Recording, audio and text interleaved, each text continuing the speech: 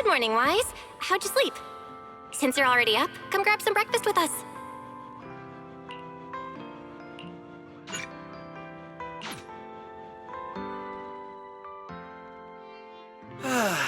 Having breakfast together with you guys every morning like this, I don't know, it just feels like it makes even my daily maintenance feel more like a special ritual, you know? Yeah, ever since we moved into Amber Hall, Wise and I have gotten into a much healthier routine. Hey, Wise, how come you got 2 fried eggs? Hand one over. I want another one too, with ketchup. Yeah. Wait, Cecilia, that's not ketchup! That's my maintenance oil!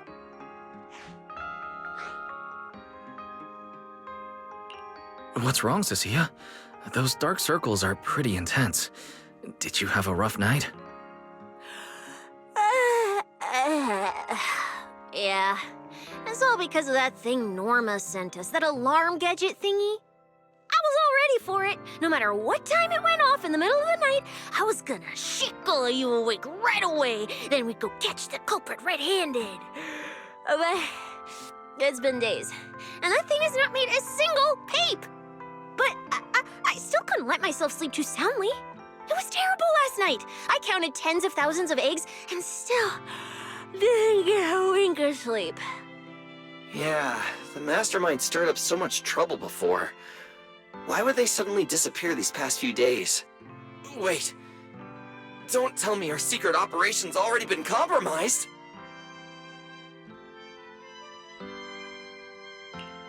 I don't think so.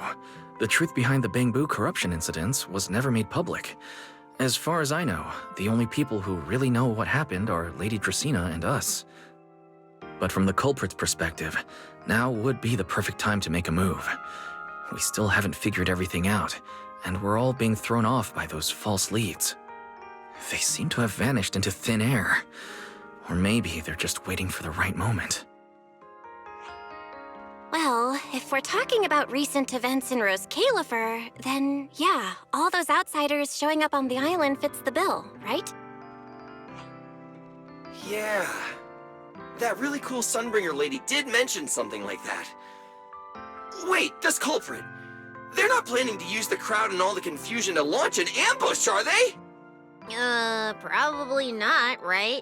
I heard today's welcome tea party is being hosted by the ESD. Valina and Norma will both be there, plus all 3 Sunbringers. How dumb would this guy have to be to try anything right under their noses? Fair. But something still feels off. I guess we'll just have to see how things play out. Oh, right. Wise, what about Toby? The Bangbu we saved with Valina's security key? Has his memory data been restored yet? Oh, right! Norma said before that he might have a key clue about the culprit! I haven't heard anything either. All I know is that ever since the vaccine plugin was completed, Norma's been completely swamped. She hasn't replied to any of my messages these past few days. Aw, man. She's already that busy, and Valina still called her to the tea party to help with the guests. Sheesh, poor Norma. Why do I get the feeling any guest who ends up dealing with a certain super cranky chief technician is gonna have it even worse? Well, breakfast is just about done. Billy, Cecilia, let's go grab those supplies we talked about yesterday. Sounds good. Ready anytime. I'll stock up on motor oil while the sale's on. Pudding! And my pudding! Half-price pudding! I'm buying a whole case and stashing it in the fridge! Wise, you're really not coming with us? Something just came up. There's been a bit of an issue with the HDD, and I'll need some time to deal with it. You guys go on ahead. Yeah, Wise already gave me his shopping list. Let's go ahead without him this time. Well then, I'll leave things on that end to you, Wise. Huh? Why do I get the feeling you two are hiding something from us? You're totally overthinking it. More importantly, if we don't hurry, your pudding might sell out. Huh? Oh, right! I almost forgot. Let's go, let's go! Any later and we really won't make it!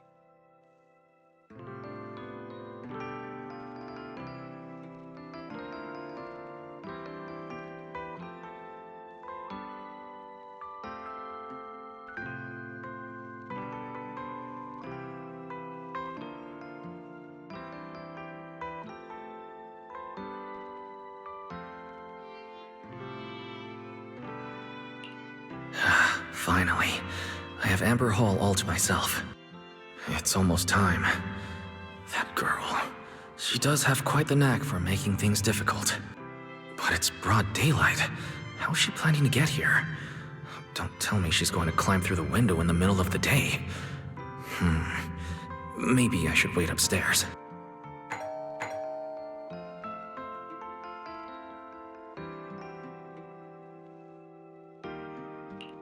Huh? Someone's here? Who could it be? And of all the times... Alright, I'll see who it is first, then figure out how to handle this.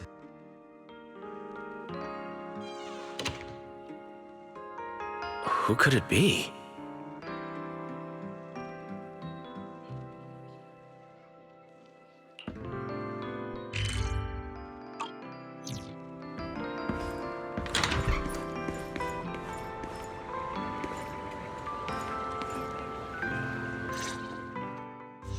Hello! Your food delivery is here! Rawr!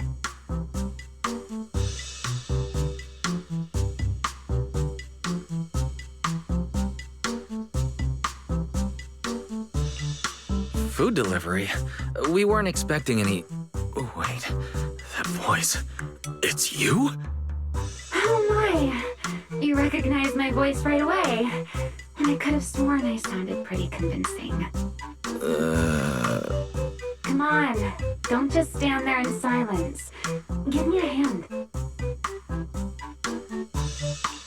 A hand? What do you need help with? So, the head is a little smaller on the inside than it looks, which means, Alright, I accidentally got stuck in it. Could you help me?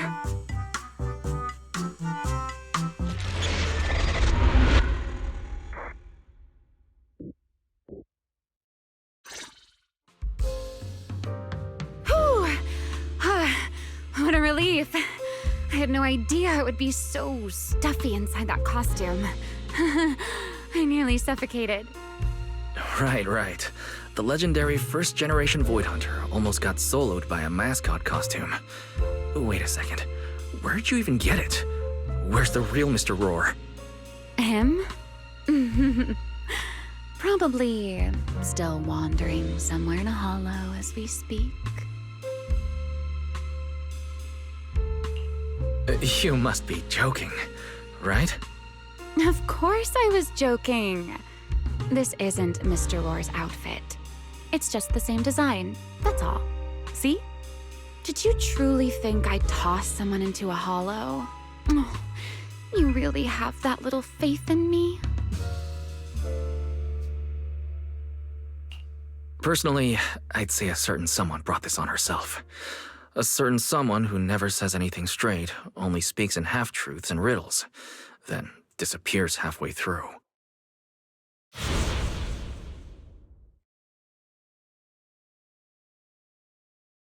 Think about your understanding. Everything you know. Have you ever heard of the word enchainer? Enchainer? Doesn't ring a bell. What is it? Just as I thought. Helios never tells you anything that truly matters. But your teacher... Never mind. Let me think. Where should I begin? To put it simply, think of them as emissaries of the Creator. Or rather, the true rulers of the Great Hollows. Rulers of the Great Hollows? No need to look so surprised. Haven't you already encountered something similar?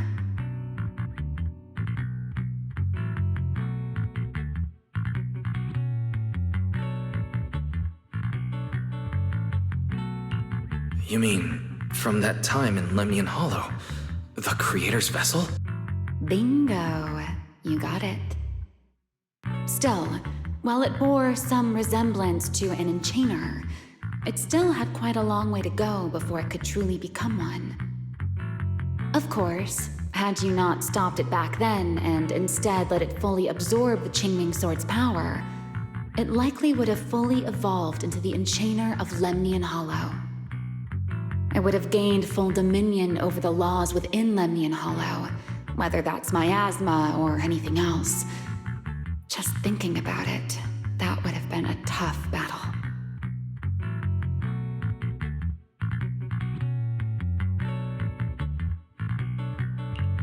Enchainer's Qingming Sword. Hold on. How did we get this far off topic? Weren't we discussing Gerta Blulu? We are, aren't we? This is a topic related to Gerta Blulu. The Gerta Blulu as it stands now is less of an enchainer and more akin to... of all times. Never mind. Our little Q&A session ends here for tonight. 1 week from now, in the morning, I'll come find you again. Keep it a secret, won't you? Imagine if anyone found out that Mr. Transfer Student is actually a partner in crime to Miss Fugitive. Just thinking about the trouble that would cause gives me a headache. Huh? Wait, Remiel, don't go. At least finish what you were saying.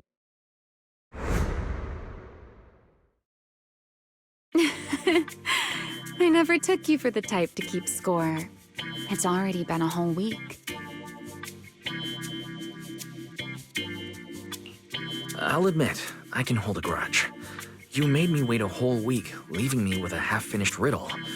Care to finally explain, Miss Fugitive? Oh, don't be such a sourpuss, little grudge holder.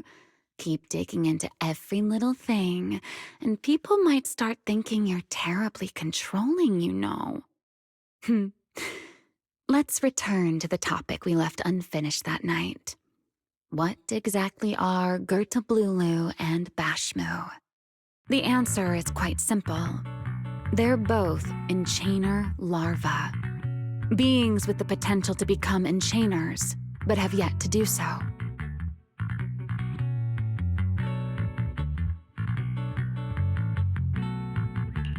Enchainer larva? Correct. Similar things appeared in my time as well, but no one ever learned where they truly came from. And now, that thing you encountered in Lemnian Hollow, perhaps someone has finally found a way to create or control an Enchainer larva. Who can say? As for the key to whether the larva can become an Enchainer, I imagine you have already guessed the answer.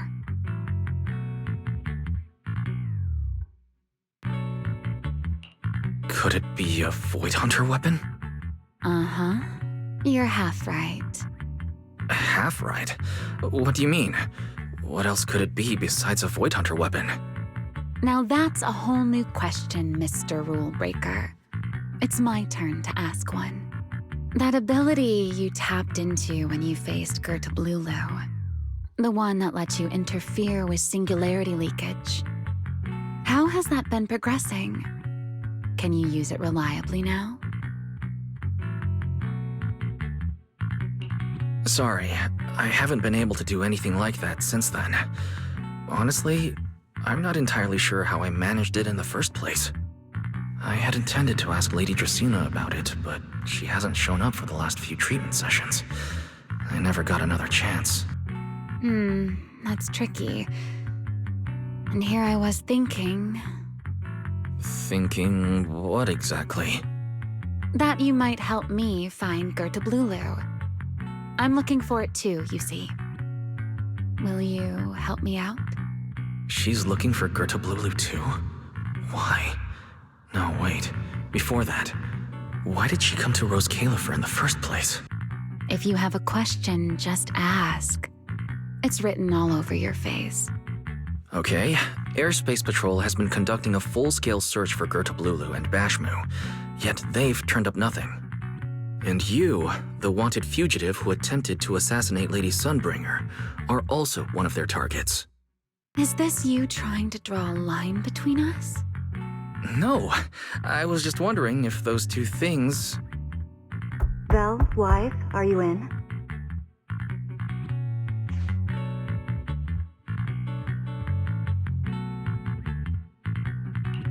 Huh? Was that Valina? What's she doing here? Oh no. Remiel, quickly! Please pardon me. It's about something urgent, so I let myself in. Hi! No, sorry. Good morning, Valina. Good morning. Are you having breakfast with Mr. Roar? Huh? Mr. Roar?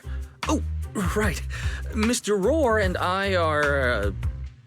No, Lady Valina.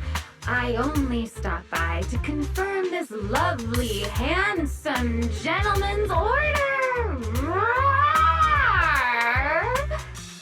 Order? Right. Cecia's birthday is coming up, so I wanted to order a cake for her.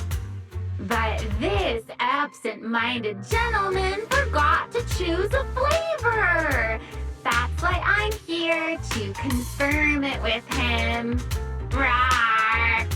Looks like you two have serious business to handle, so I won't keep you any longer, Rawr.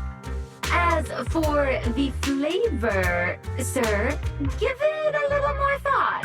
I'll stop by again tomorrow morning to confirm your choice. Rawr! Mr. Roar seems somewhat different from usual today.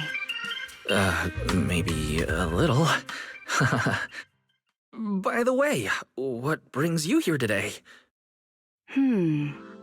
Yes, I do have a rather audacious request. Wise, I would like you to accompany me to today's tea party.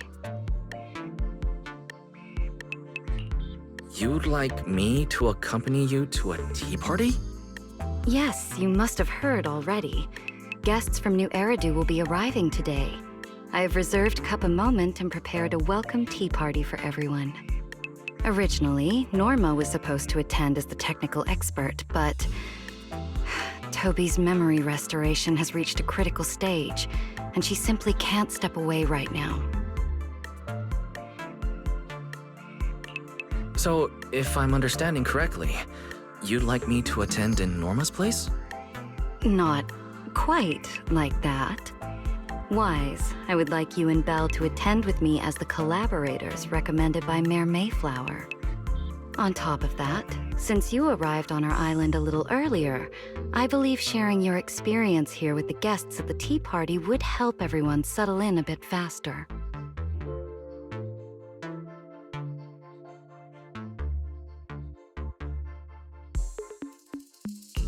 Got it. Belle went shopping with Billy and Cecilia earlier, but I can go with you. Thank you for understanding, Wise. Let's go. There'll be quite a few important guests at the tea party, right? There's no need to be nervous.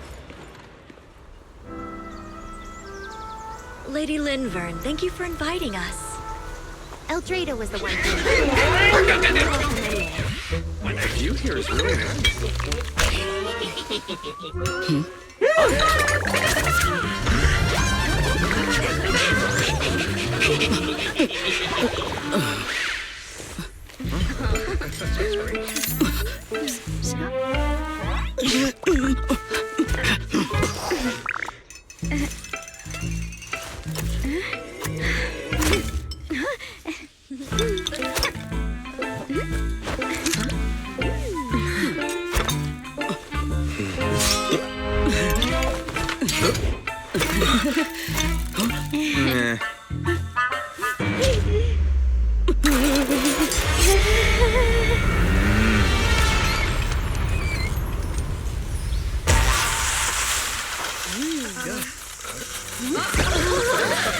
Oh, sure is lively.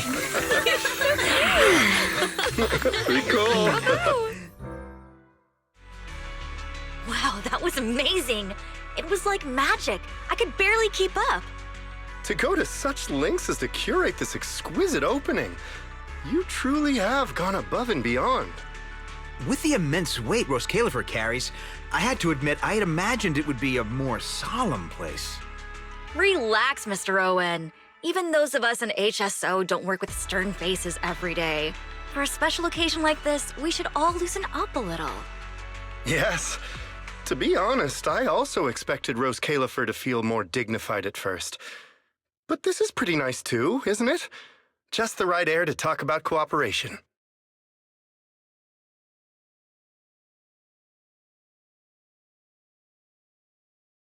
Oh, thank goodness we were spared any major complications.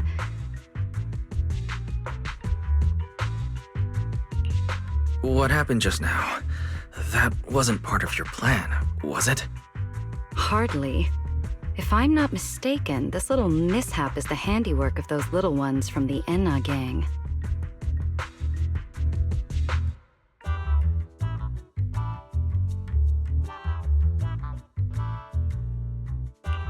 Enna gang? Judging by the name, is it related to Bangbu? Indeed. In Rose Califer, many small groups form spontaneously among Bangbu, almost like clubs. The Enna gang is one of them. As for the Bangbu there, they always say they're acting in the interest of Rose Califer and all Bangbu, but to everyone else, what they do looks more like pranks. For example, a few days before your arrival, the huge pile of bananas in front of Aurelia Academy was also their doing. It was their way of voicing their grievances against the newest logic cores. I heard they originally planned to lay out banana peels, but Bangbu do not eat bananas, and they did not want to waste food, so they simply stacked the bananas instead. As it turned out, the students thought they were a special courtesy arranged by the ESD, and they were quite delighted for a while.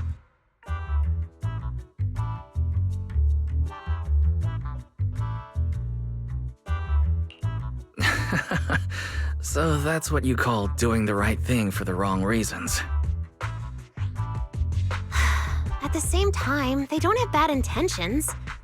What harm could those Bangbu possibly mean? They're only a little uneasy about recent changes on the island. It's fine, it's fine. Indulging their wild ideas once in a while can count as a little break from work, I'd say. Not everyone can handle their antics as effortlessly as you do, Lady Lindvern.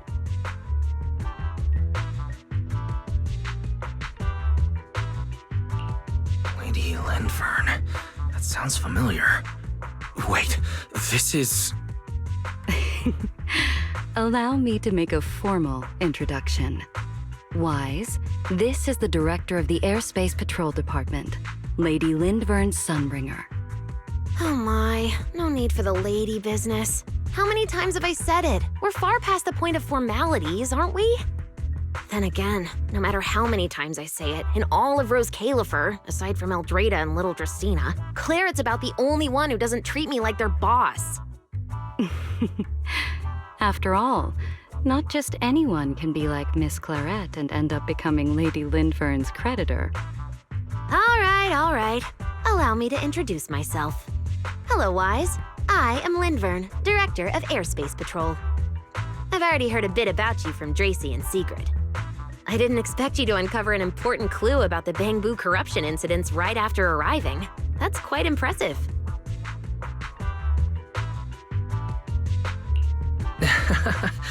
You're too kind, Lady Lindvern. I really didn't do too much. Well, I'll be counting on you later, all right? Oh, also, no more lady this and lady that. Just call me Lindvern. Okay, I'll try to get used to it. Wait, later? What exactly are we doing later? What else? The troublesome parts of the tea party, of course. I'm terrible at occasions like this. All that stiff etiquette, the small talk, having to smile the whole time. Eldrada or Dracy should have attended, but Eldrada's been busy with who knows what lately, and Dracy's tied up with the CCD's singularity leakage, so I had no choice but to make an appearance. Dealing with all that formality, just thinking about it is exhausting. So, I spoke with Valina. Well, actually, Lady Lindvern was the one who insisted on asking you to come. So you haven't told him yet, Valina? Oh well, no matter. You look like the type who's good at socializing. I'll leave it to you, all right?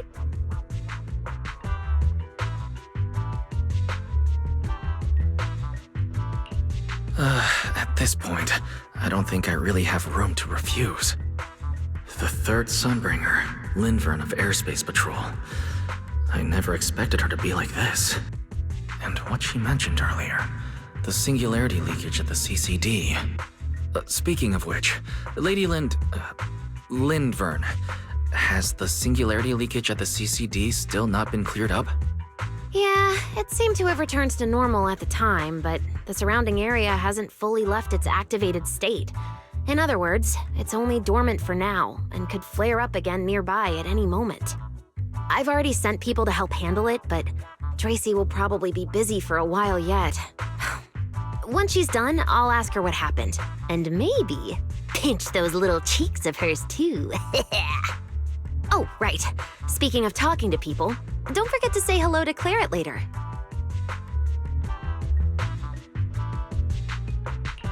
Claret? That girl over there. See her?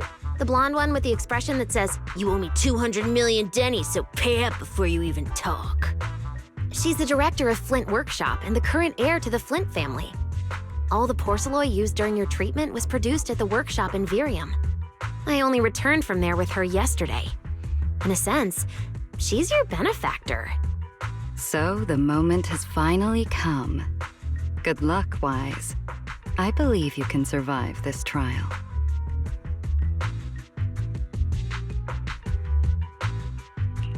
Wait, why do I feel like this is getting more dangerous by the second? Nothing terrifying is going to happen, right?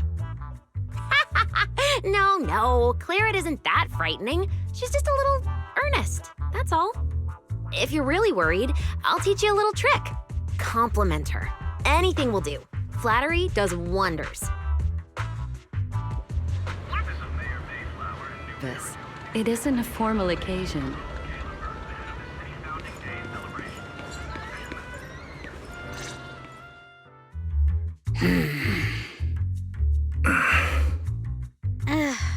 So, who are you? Another outsider? You've been staring at me for quite a while. Got something to say? Or is this some kind of new era-do etiquette? My apologies, Miss Claret. I was just considering how best to express my gratitude to you. Gratitude? Are you sure you've got the right person? Did I help you with something? Oh, wait, I get it. So you're the one Dracaena and the others are trying to save. Yes, that's me. Thank you very much for your help during my treatment. Oh, I forgot to introduce myself. My name is Wise. Nice to meet you, Miss Claret. Help? Funny, I don't remember doing anything like that. All I remember is someone sweet-talking me into investing in some ridiculous long-term treatment project, then burning through at least 3 days' worth of my workshop's porcelain output in a single day. As for how that turned out, that has nothing to do with you or that byproduct inside you. I'll go have a nice little chat with that innocent-faced little liar myself.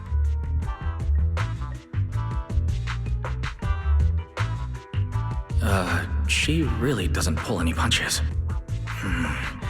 Maybe I should try complimenting her like Lindvern suggested. That might help ease the tension. Is there anything else?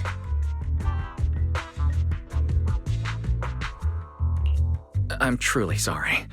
I never imagined my treatment would require so much porcelain. I know this is an exceptionally rare material that only Flint Workshop can produce. I'm deeply grateful for your generosity, and I won't forget it. Good. At least you understand. Hey, wait, don't just bow all of a sudden. You don't need to be that formal just to thank me. Everyone's watching. Honestly, you... fine, I'll let it slide since you're at least being reasonable about it. Drop by my workshop sometime. I'll personally take a look at that etheric other situation of yours. I ought to know what my family's porcelain ended up being used for, shouldn't I? Please don't worry, Miss Claret. I'll do everything I can to make up for your losses and prove your investment was worthwhile. All right. Save the pleasantries. Dracena and Lindvern say the exact same thing every time they're trying to squeeze more porceloy out of me. I've heard it all before. Miss Claret, you're really kind. Don't suddenly say things like that. People are going to get the wrong idea. Anyway, I won't hold the porceloy thing against you today. I mean, none of this was your fault to begin with. In a few days, I'm gonna track down Dracena and settle this properly. This time, I won't let her bat her eyelashes and worm her way out of it. Somehow, my impression of Lady Dracena has changed somewhat.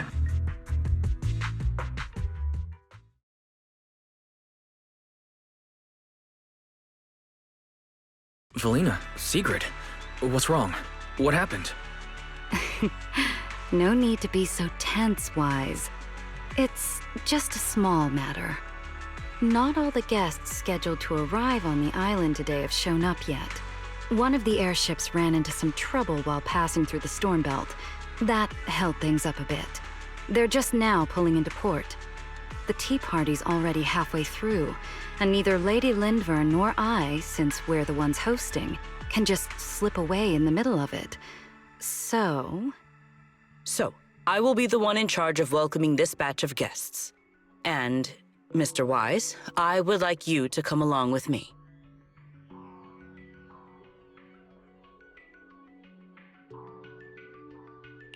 I have to go too? Well, here is my request. Most of the guests aboard this airship are scholars specializing in holo technology. Compared to the warriors of Airspace Patrol, I think they would find much more to talk about with Mr. Wise. I see. Got it. Leave it to me. Your understanding is appreciated. Now then, no time to waste. Let us move out. Today's tea party was a close call, but we came through safely. I hope this marks a good beginning. You were very composed the whole time, Sigrid. You are too kind.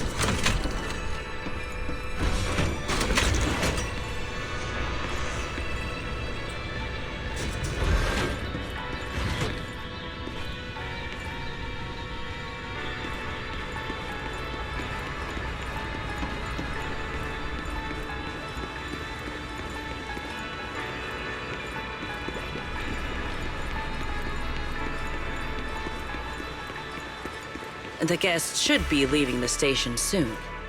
Let us wait here for a moment.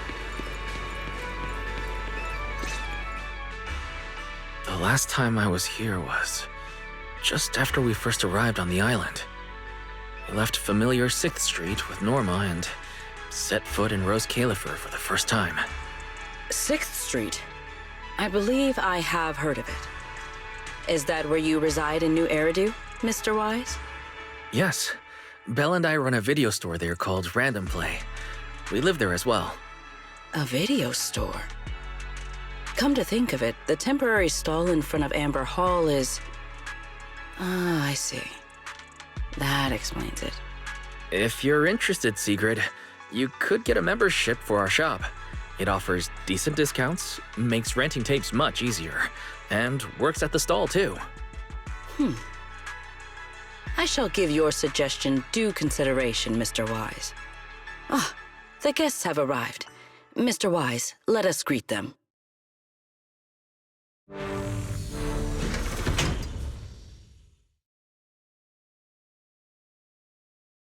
Honored guests, you have come a long way.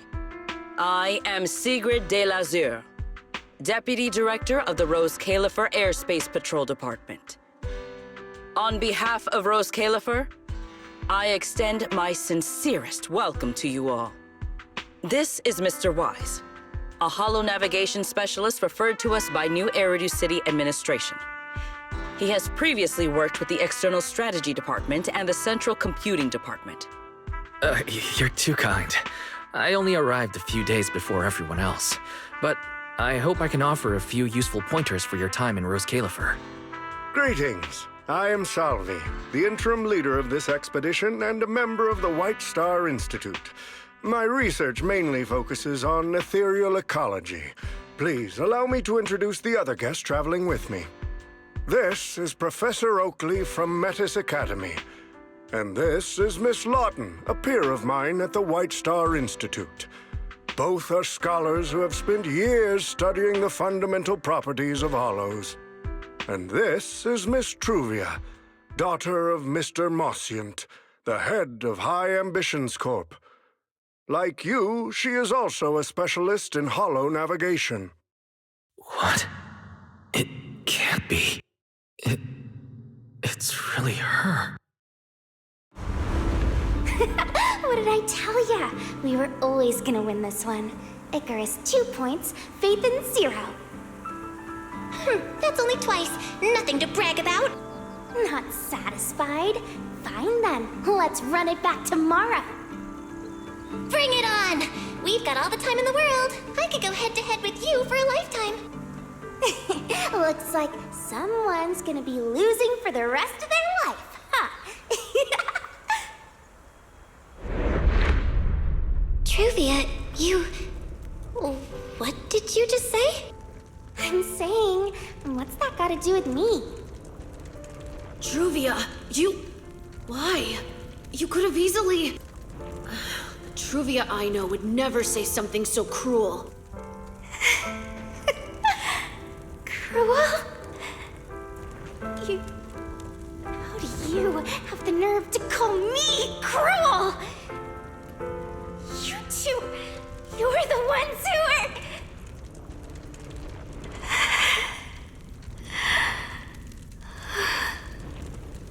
Forget it. Let's just say goodbye here, Phaethon. I know I said goodbye, but I still hope that for the rest of this life, we never have to see each other again. That really is Truvia. Why? Why is she here? In Rose Califer? Did she already know Bill and I are here? No, she probably didn't. Right. They just introduced her as the heir of the head of High Ambitions Corp. Should I pretend I don't know her? Or, no, she seems to have noticed me too. Should I go say hi? No, never mind, when it comes down to it. Wise, Mr. Wise. Yes? Yes. Mr. Wise, Mr. Salvi just mentioned that since both you and Miss Truvia here are experts in holo navigation, you should have quite a few topics in common. Well, I'm not really an expert or anything. When it comes to specialized knowledge and technical skills, you'd really want to consult Miss Truvia for that. You give me too much credit. Our group primarily researches civilian equipment and technology. I wouldn't call myself a specialist. Why are two talented young folks like you being so modest? All right. Doesn't Mr. Wise also have a younger sister? That's right. Then it seems I recognize you correctly. To be honest, you and your siblings' names have come up several times in our Institute's recent research logs. Naturally, I became curious and looked into it a bit. That's when I discovered Mr. Wise and Miss Truvia, not only do your research interests overlap, but you also share another connection. You both studied at Helios Academy, and around the same time, no less. That's correct, Professor Salvi. Wise and I were both students at Helios Academy once. It's just, after the fall of the old capital, we never saw each other again. Oh my, so it truly is as I suspected. Once we reach the tea party, I'm sure you two former classmates will have plenty to catch up on. Unlike an old man such as myself, at my age, there are hardly any classmates left to reunite with. I suppose you're right. Professor Salvi certainly knows how to put people on the spot. I need to think of something. We can't spend the next few hours like this. I would love the chance to speak with Mr. Wise a little longer, but the journey was rather rough, and I'm afraid I'm feeling a bit airsick. If I were to attend the tea party in this state, it would hardly be proper. Sorry, Miss Truvia. That was our oversight. We did not account for a situation like this. Today's tea party is just a casual welcome we have put together for you all. You do not need to worry about a thing. We will be hosting a proper formal reception for everyone down the line. If you are feeling a bit under the weather, how about having Mr. Wise accompany you for a stroll in the nearby park so you can rest? Huh? Miss Truvia politely declined the tea party. She probably wants to catch up with her old classmate who she has not seen in ages. Mr. Wise, too. He seems to have a lot to say to Miss Truvia. Yes, that must be it. Then allow me to lend you all a helping hand. Since Deputy Director Secret has suggested it, Mr. Wise, if you have no objections, I would be happy to accept. Why would I object? I'd be happy to. Rest assured, Mr. Wise. Leave everything here to me. Please, take all the time you need to enjoy your walk with Miss Truvia. I shall explain the situation to Lady Valina.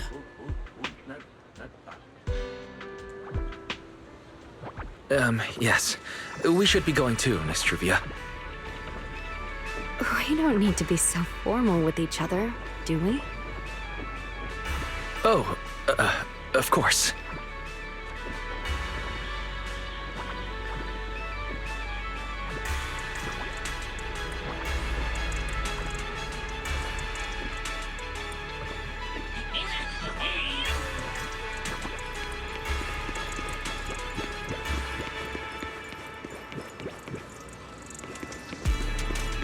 This really is beautiful. Give me a proper tour later, okay? To be honest, I have...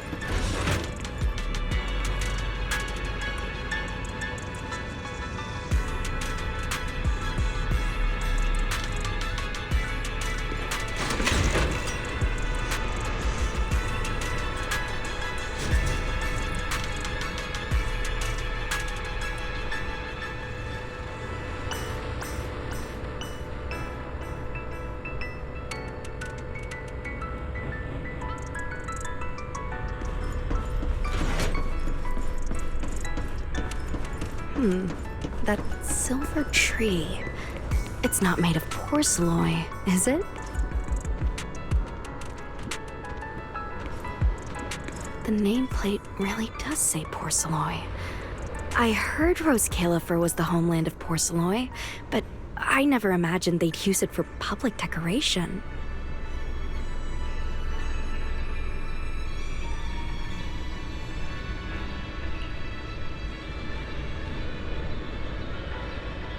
I see. Wise, you keep saying you aren't that familiar with this place, but you always seem to have an answer for all my questions.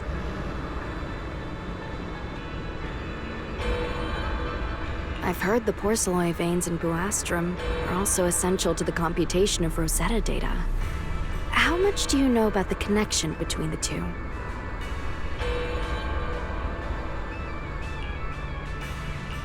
Really? Or could it be that this touches on Rose Califer's secrets you can't exactly share with someone from Tops like me?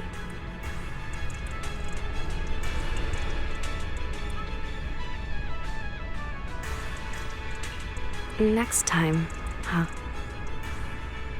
I'm sorry, Truvia.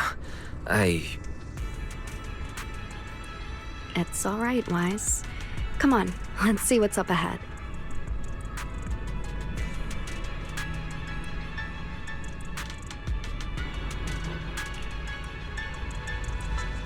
There's so many people over there. Yeah, there's a fountain over there. The Bangbu use it for events from time to time. It looks rather... It's so cool here, and the breeze is nice.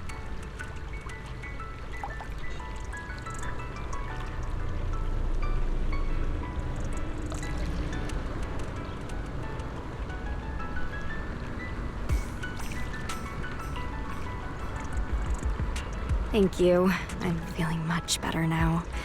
This flight was way longer than expected, and I ran out of motion sickness medicine halfway through.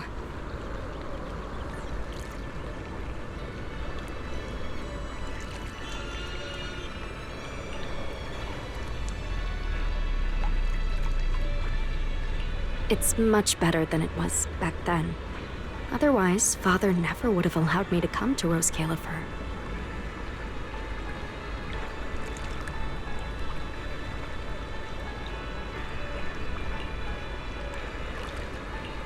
Thank you for your concern. My father may be getting on in years, but he's in good health. He still handles many matters personally. That wasn't really what I meant. Mossiant has always had high expectations for Truvia and the others, but he's also strict. Especially after that incident. If I remember correctly, that was around the time Truvia started to.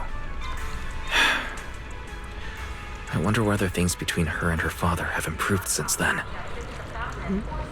What's wrong, Wise? What's got you thinking so hard? All right, then. Let's keep going.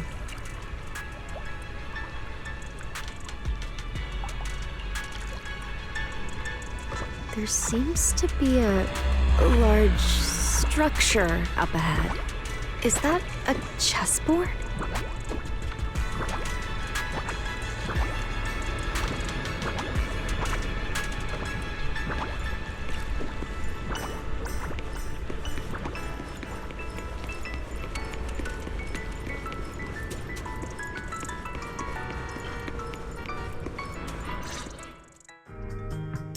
Oh, it really is a chessboard. I feel like it's been ages since I last played a game of chess.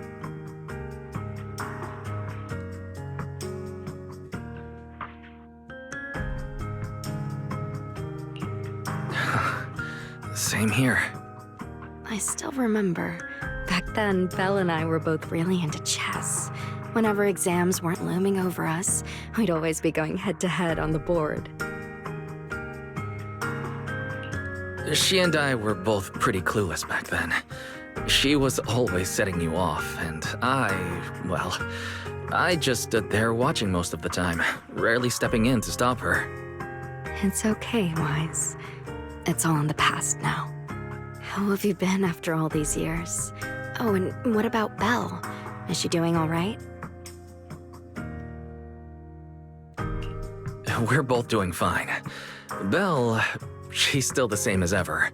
Gets hyped about something for like 3 minutes, then she's over it. She can't sit still for the life of her. A few years back, we opened a video store called Random Play on 6th Street in Janus Quarter. Business has been, well, decent enough, I guess.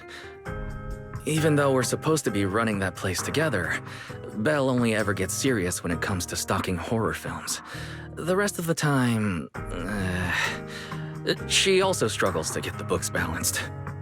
If you've got time later, Truvia, feel free to swing by. I'll let Belle know to set you up with our highest tier membership card. No expiration, and permanently free. Well then, let me thank you two managers in advance. What about you, Truvia? All these years, have you been doing well?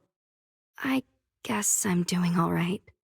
Over the years, with my father's assistance, I've continued my research on holo communication and navigation. Back in the day, as one of the primary investors behind Helios Academy, High Ambitions actually retained a small portion of the related research materials. My father plans to adapt the technology for commercial civilian use. Fortunately, that's something I can help with.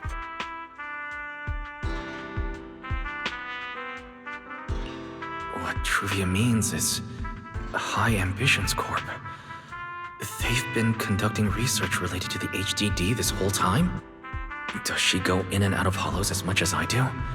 If so, what's the condition of her ocular implants? Mossient, High Ambitions Corp. Do they even know that Helios never resolved the hidden dangers behind this power? No, I need to make things clear with Truvia. Even if it means... Truvia, are you... Truvia, are you still using the ocular implants Helios Academy put in us? As fellow holo navigation specialists, I think we both already know the answer to that question, don't we? Of course, I'm not trying to point fingers, and I have no intention of judging the choices you've made. But for me, I don't want this power to go to waste, and I don't want the memories tied to it to be forgotten along with it.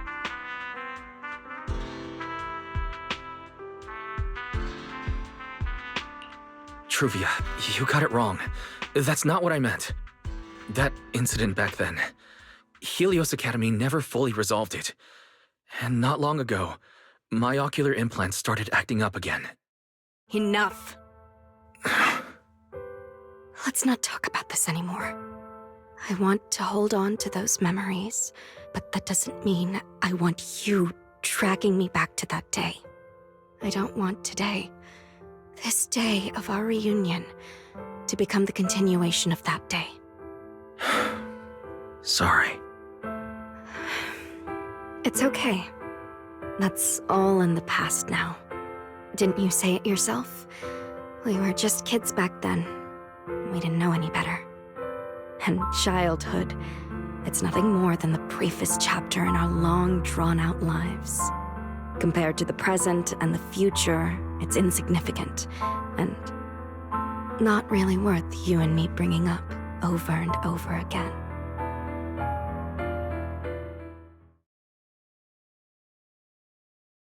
Wise, Truvia, I knew you'd be here.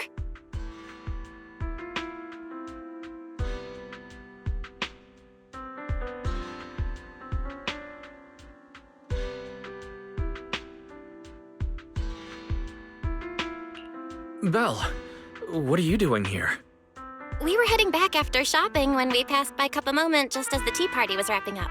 Sigrid mentioned you'd come out here with an old classmate, so I figured I'd swing by and check in. I never would have guessed it'd be Truvia. That was cold, Belle. When your brother saw me, he was a lot more excited. I'd love to stick around and chat longer, but I'd rather not put myself through trying to keep up with you two chatterboxes at the same time. Now that the tea party's over, I should head back to the place the ESD arranged for us before my companions start worrying. Wise, Belle, I'm really glad we got to see each other again here in Roskalefer. Maybe next time, if we get the chance, we can sit down and catch up properly. No need to walk me back. I've checked the map, so I should be able to find my way. Besides, I'd like some time to myself. I'll see you around.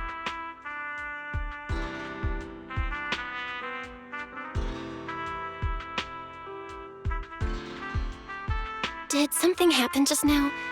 When I got here, the vibe felt kinda off.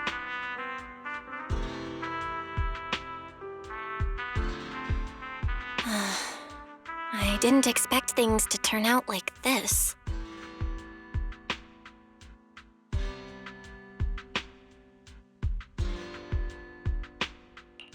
Sorry, Belle. I got ahead of myself. I should have thought it through before bringing up the ocular implants with her. It's okay. You meant well. Don't overthink it. The power inside us. We don't know how much Truvia understands it. But if anything goes wrong, we're going to have a serious problem. But there's no way to talk about any of this without bringing up Serpico. We need to find the right way to tell her.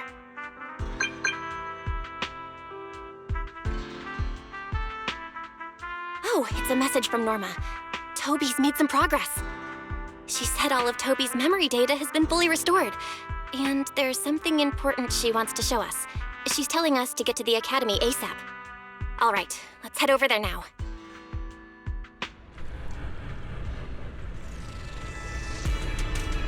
Something important. Could it be a clue to the real culprit? We should hurry and find Norma.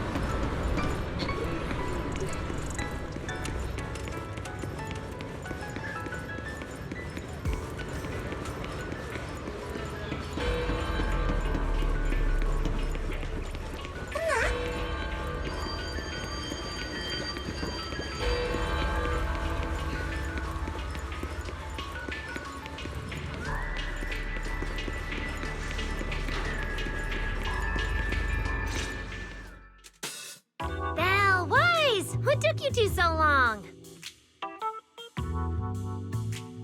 Norma, did you find anything in Toby's memories? Any clues about the culprit? What exactly did they do to those Bangbu? Whoa, slow down! Your expectations are way too high. Now you're making me nervous. Anyway, just like I said in the message I sent you, Toby's memory restoration work is done. Some of the data's been totally wrecked by corruption, but no biggie. I still managed to dig up someone who looks like a prime suspect. I've already seen it plenty of times. Here, take a look for yourselves.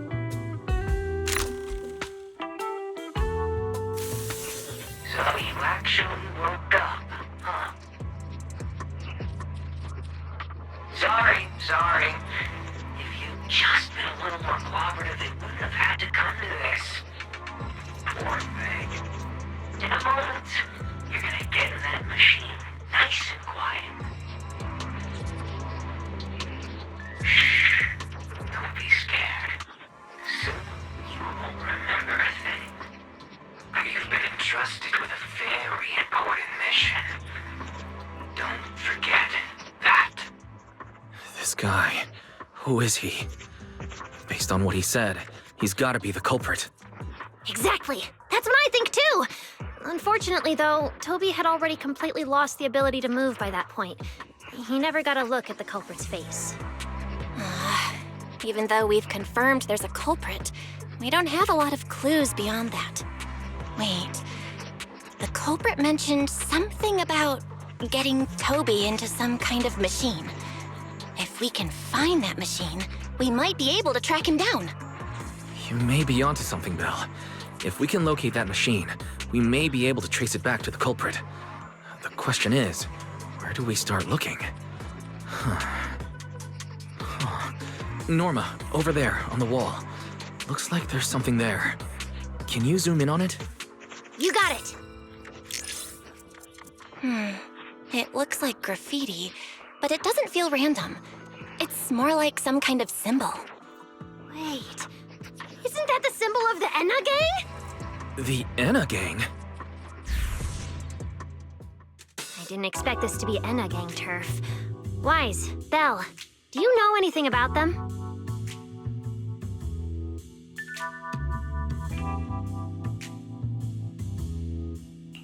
I ran into them at the welcome tea party today. Thankfully, it was just a few harmless pranks. Nothing serious.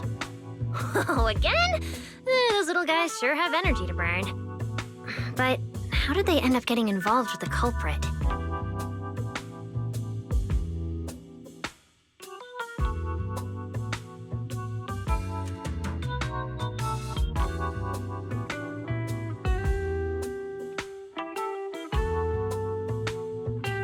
It's also possible that the culprit just happened to be on Enna Gang turf.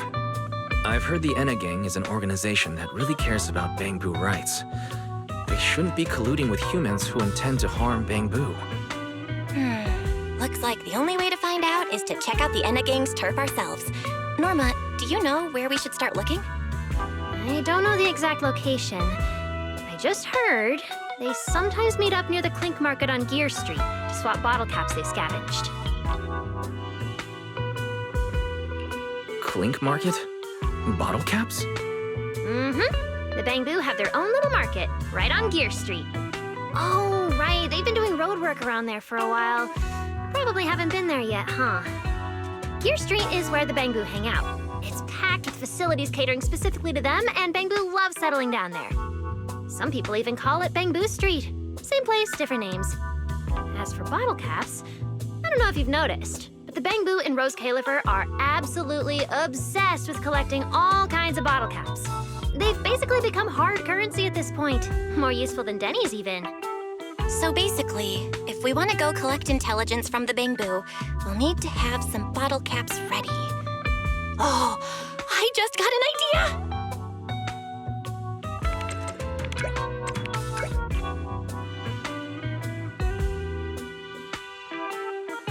I'm here, Wise. Belle, check it out! Are these bottle caps enough? Cecilia, are you secretly a Bangbu or something? Where'd you get all these bottle caps? What are you even talking about? I brought these myself. Before coming to Rose Califer, I was worried there wouldn't be anything good to eat, so I stuffed a ton of snacks and drinks into my luggage. And then, things have been crazy lately with one emergency after another. I forgot to take out the trash in my room, and then Anyway, the bottle caps you wanted, I found them for ya. Never thought the day would come when I'd be grateful that Cecilia never bothered to take out the trash. But what do you guys need so many bottle caps for? Feeding your Bangbu?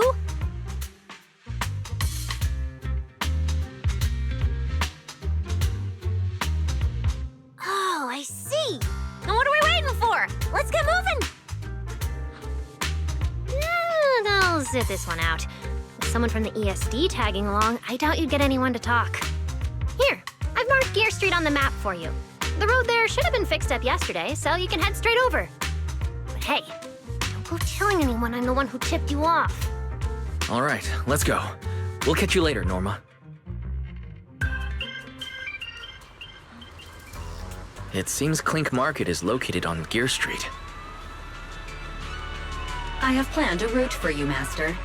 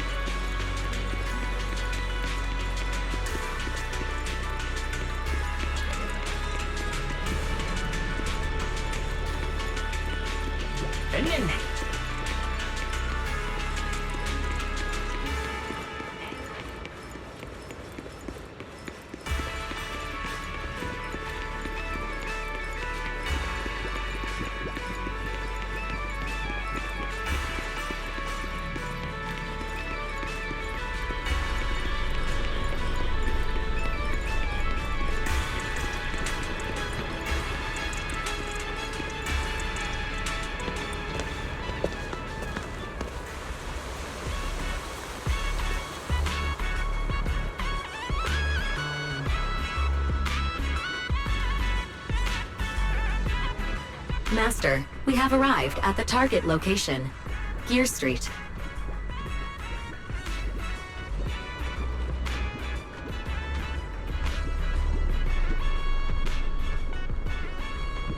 So this is Gear Street.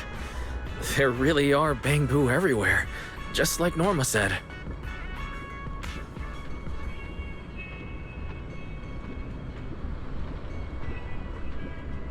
Our target is Clink Market.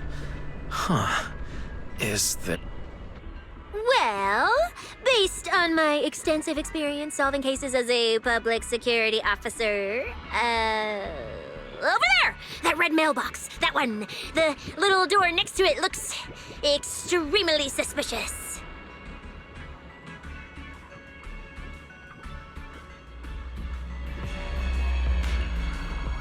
It might look completely ordinary, but did you notice? that Bang Boo by the door.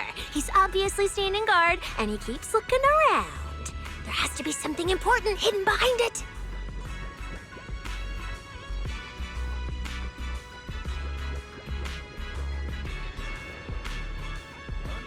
That does seem suspicious. Let's go check it out.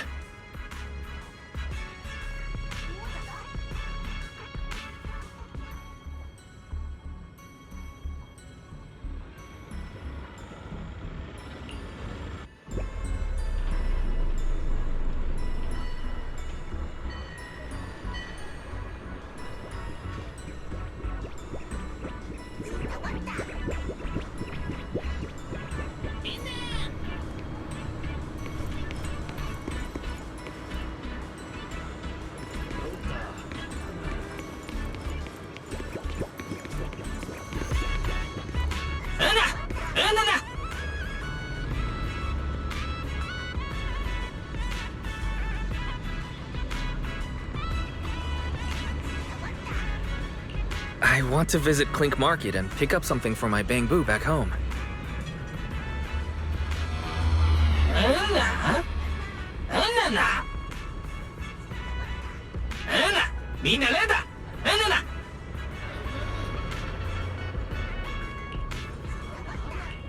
Yeah, this store's way too small. But at least I found the right place. Clink Market really is here. How am I supposed to get in? Right. I can use Eos's body.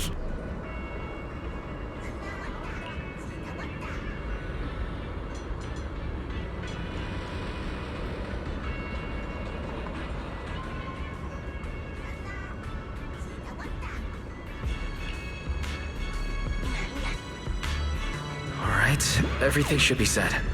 We should go in and take a look.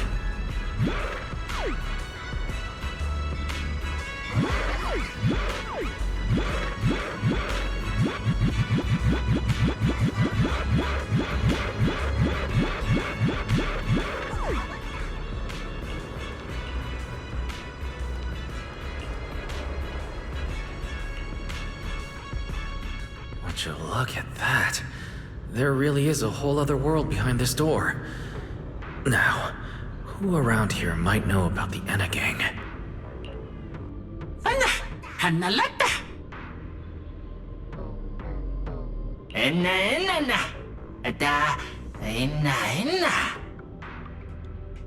That Bang Boo seems really well informed.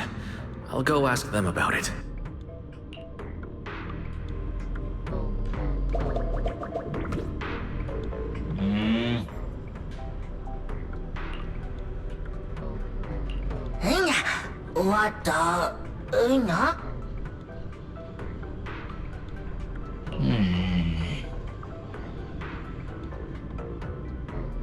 No response. What's going on? Is something wrong with Eos's language module? Wait, unless...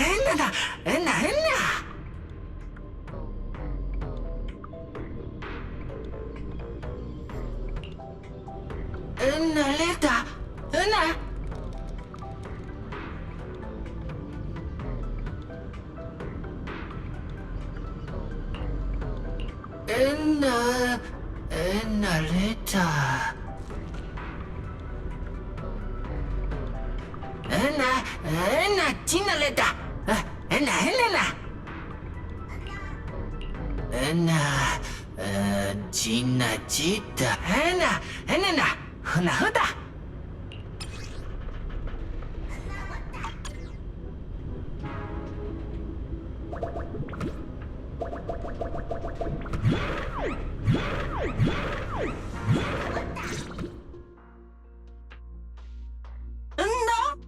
와닿나? 와닿나? 나나 와닿나?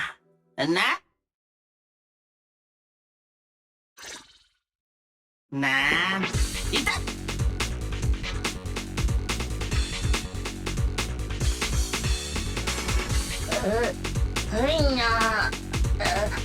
와닿냐? 후라 나왔다.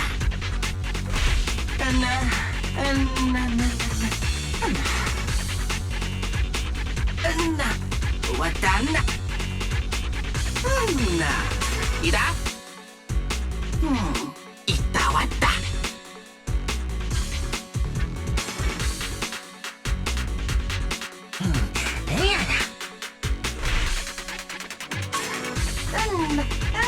난다 와닿나? 나 왔다.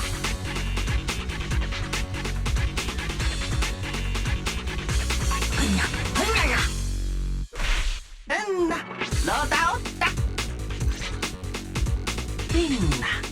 와닿나? 이따 왔다. 와닿나?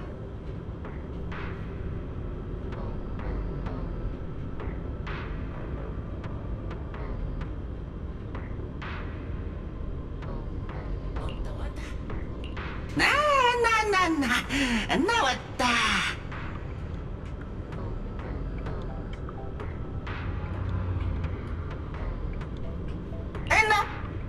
있나? 왔다.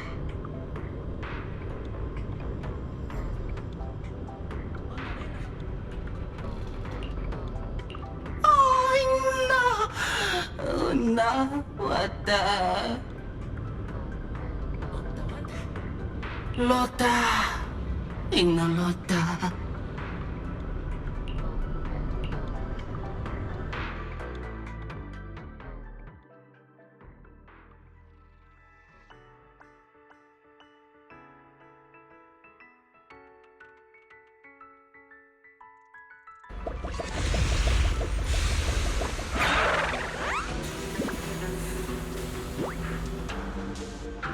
Whoa. I never expected such a huge space beneath Buastrum. So this is the retroflux zone. From the structure and the name, this has to be Buastrum's water circulation system.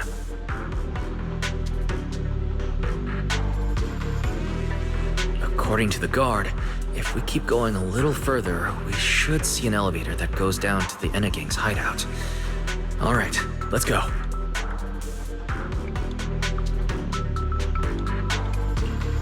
Master, I suggest taking the elevator ahead to reach your destination. To think there are Bangbu living beneath the city, along with a secret gang. Though it's true only Bangbu could get around freely when placed this tight.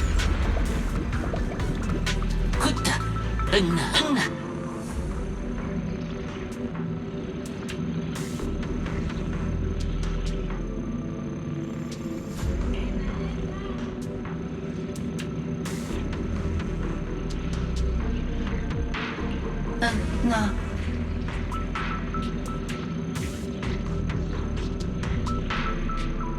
왔다. 나 왔다.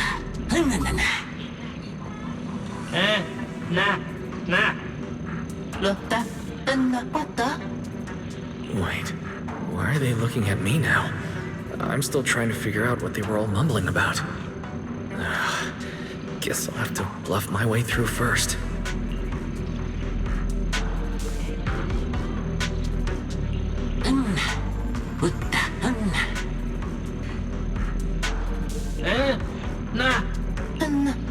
나 왔다.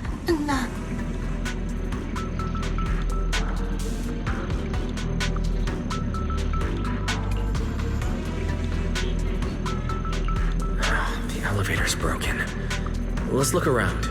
Maybe there's another way to reach the Enna Gang's hideout.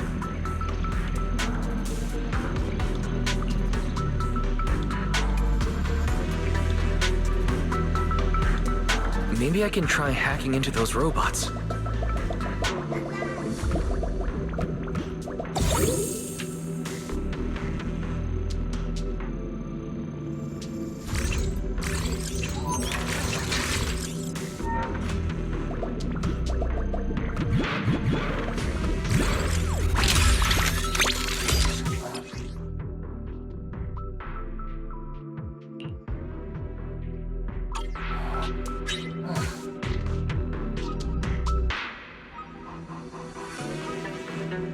Worked.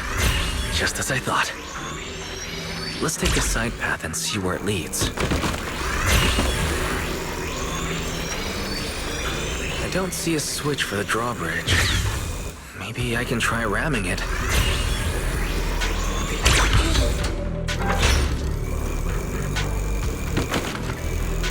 This robot's more agile than I expected. There are so many narrow pipes. So this is how the Bangbu from the Enna Gang usually get around?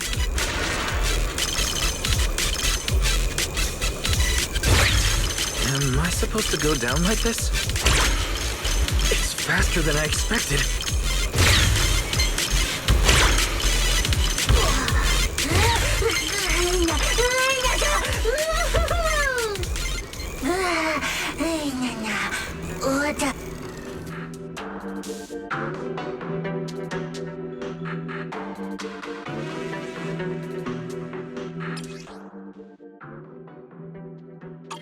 It should open if I hit that switch.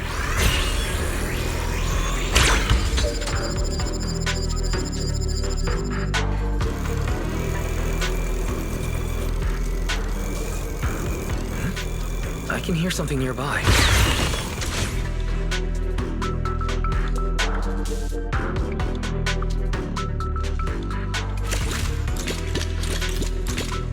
This circuit box is gonna catch fire if no one fixes it. No wonder the elevator broke down. Let's try fixing it. We might need to come back later, and I really don't want to crawl through the pipes again.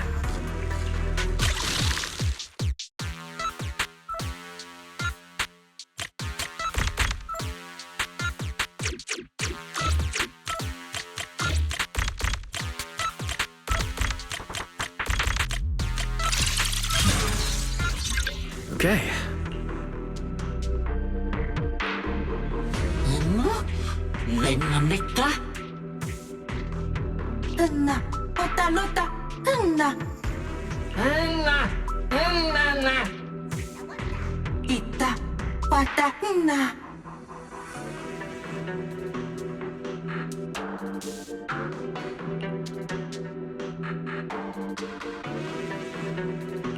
The Enna Gang's Bangbu keep mentioning this revelation. It's been bothering me for a while. Could it be a clue about the culprit? Or maybe...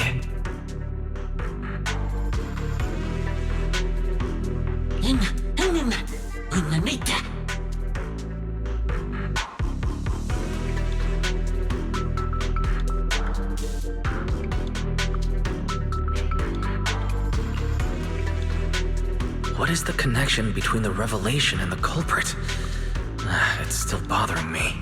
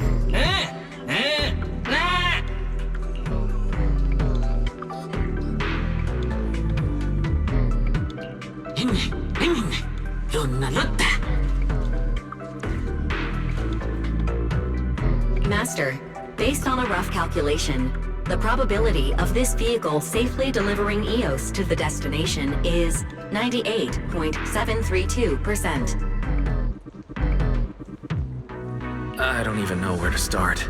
That this can even be called a vehicle, or that absurdly precise probability. Forget it. There's no other way. Let's just try it.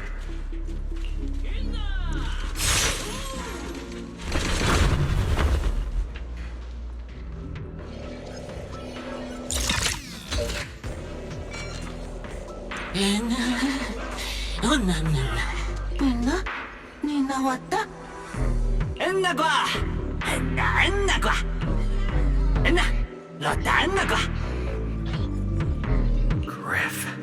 So he's the boss of the Anna gang. Maybe he knows something about the culprit. Come to think of it, this place really does resemble what we saw in Toby's memories.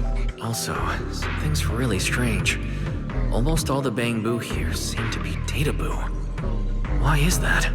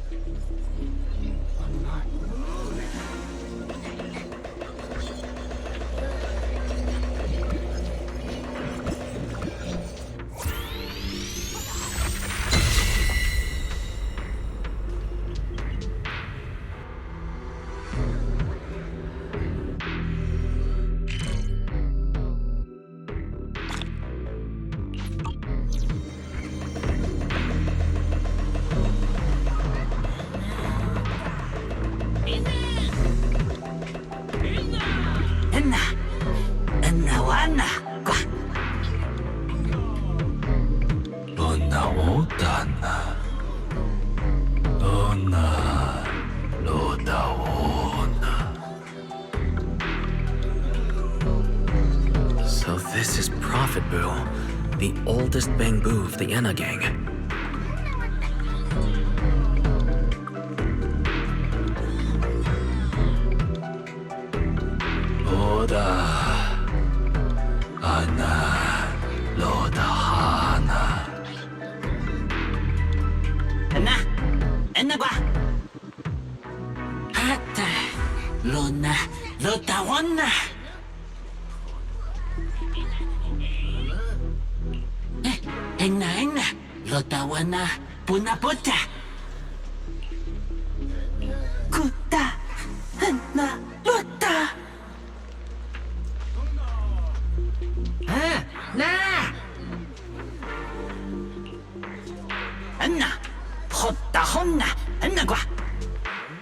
I'm starting to regret fixing that elevator.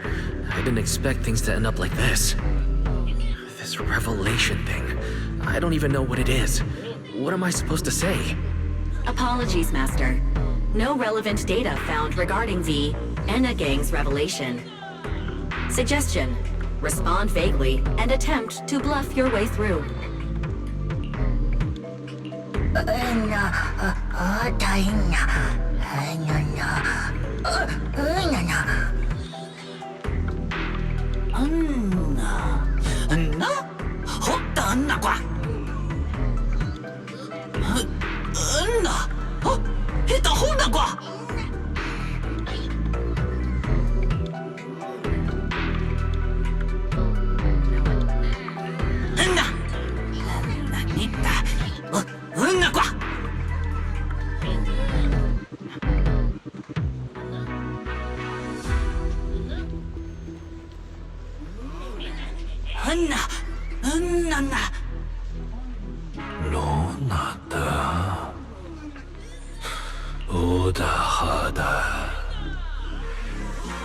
Lona Hanawada Ina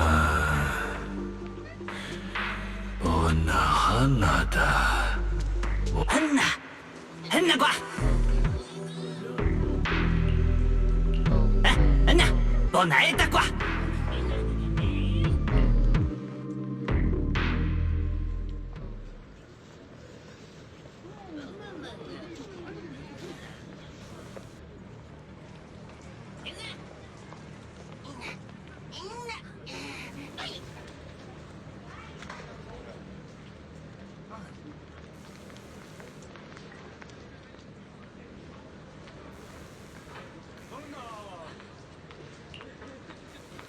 Hanna qua Hanna ida qua Hanna qua Hanna ina qua Oh? Is that so? Then come on in. Hanna qua The Great One. Could that be the culprit? That voice sounds strangely familiar.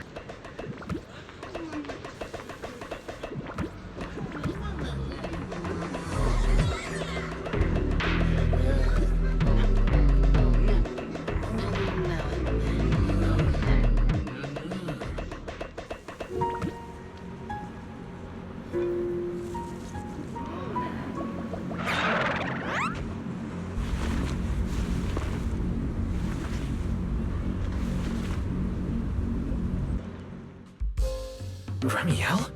What are you doing here? Oh yeah, he's up to no good. He is the partner in crime of a fugitive like me, after all. Answer me, Remiel. Why are you here? And what are you doing with the Enna gang? Oh my, that is a curious question. Barging into someone else's home uninvited, then starting with, "Why are you here?" How terribly rude. Oh, wait. I suppose I did something similar myself not long ago. Never mind. Not important. Yes? Haven't I mentioned before? This is the proxy from the External Strategy Department.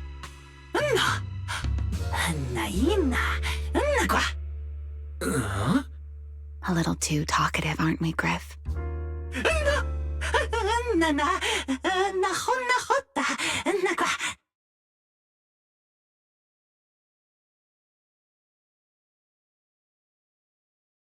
Well then, it's just the two of us now, my charming little Bang Boo. I must say, I didn't expect you to have such a practical, yet rather adorable, little skill. You haven't used this, little trick for anything mischievous, have you? I feel like you're imagining something really weird. Wait, how did you manage to get me off track again? If I remember correctly, in our Q&A game, it's my turn to ask the questions. Sure. What would you like to know this time? Why are you on the Enna gang's turf? And why do all the Bang Boo here seem to respect you so much? My, you really should listen when people are talking, Mr. Impatient. Didn't I already tell you? This is my home. What's strange about finding me in my own home? So, you're the real leader of the Enna gang? What are you talking about? The leader of the Enna gang is Griff, the one who brought you in just now. Me? I'm only a poor soul they took in recently, that's all. But don't the Enna gang's Bang Boo hate humans?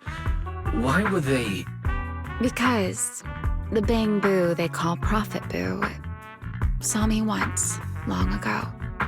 It must have been over 100 years ago. I never imagined a Bang Boo could live that long. In his eyes, I'm still the Void Hunter, and a friend of their mother, Lady Sunbringer, the person they hold most dear.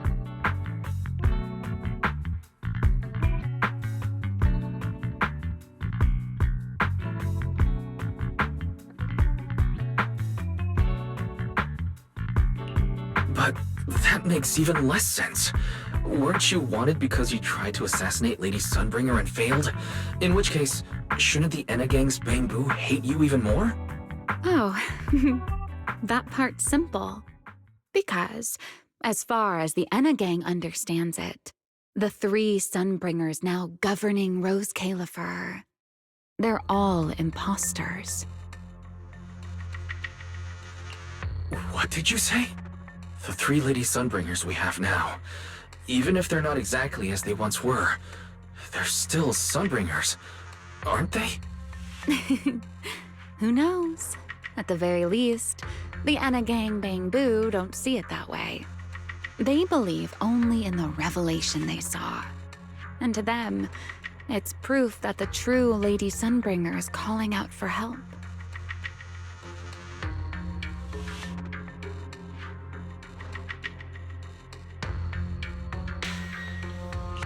The revelation they saw.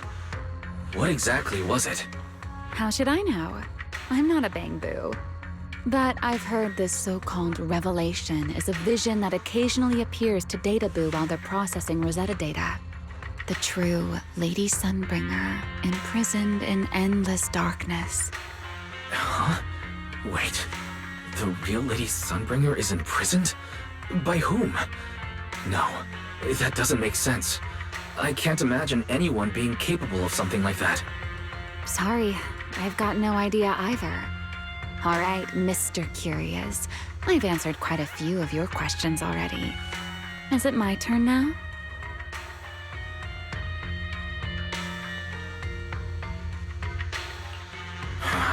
What do you want to ask? No need to be so nervous. Aren't we close enough to tell each other anything by now? My question is the same as yours. Why are you here, my dear Proxy? Remember Toby? The Bamboo we rescued from Gertablulu. We managed to restore some of Toby's memories. He was kidnapped, and the place where it happened had Enna Gang graffiti. I see. So you've come to the Enna Gang looking for answers. Singularity leakage, the culprit behind the Bamboo case, the Enna Gang, Gertablulu. If my guess is right...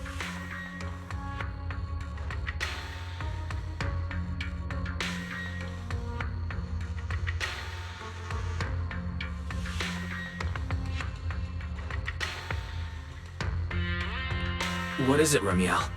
No, it's nothing. Just a passing thought.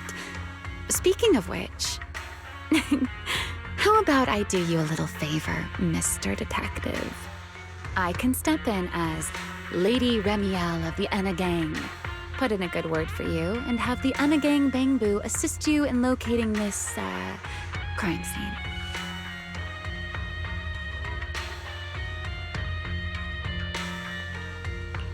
Really? That would be a huge help. Thank you. Wait. This doesn't come with some extra condition, does it? No. Knowing you, of course it does. Out with it. What are you scheming this time? Oh my, Mr. Detective. Isn't that a little much? I told you my condition ages ago. Help me investigate Gertablulu. And, if I'm not mistaken, Gertablulu and the culprit you're after may end up being connected.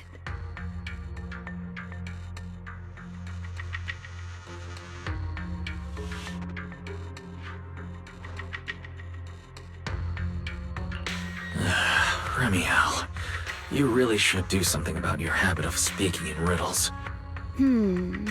Very well. I'll try to restrain myself. Though, I am rather fond of riddles. A riddle keeps the uninvolved safely in their garden of ignorance, while guiding those who seek the truth one step at a time toward the heart of the mystery. In the end, a riddle is simply what truth looks like when the people involved don't all have the same information. But enough philosophy. Let's ask Griff about the place you're searching for.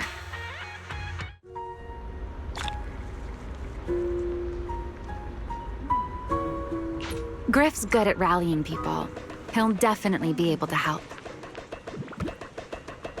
I hope everything goes smoothly.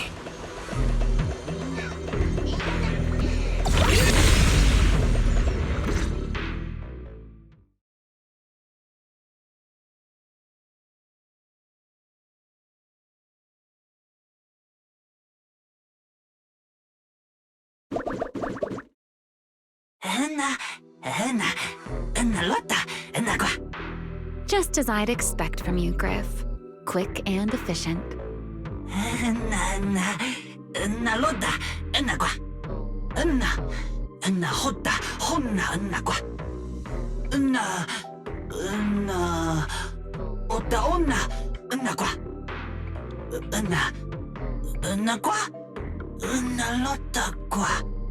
Don't worry, Griff.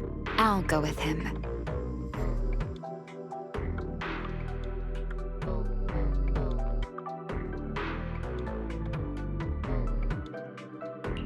Huh? You're coming with me, Remiel? Wasn't that our agreement? I help you follow the culprit's trail, and you help me investigate Gerda Blulu. What? Have you forgotten already, my dear partner in crime?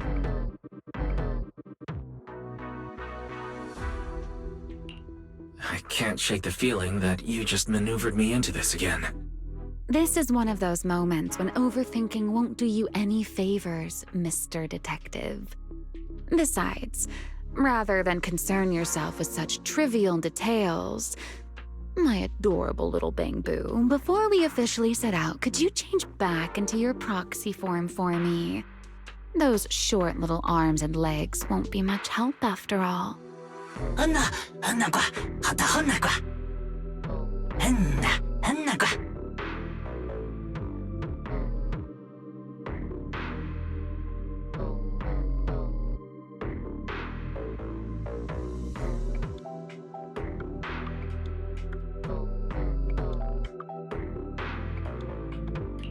Understood. I'll head there now.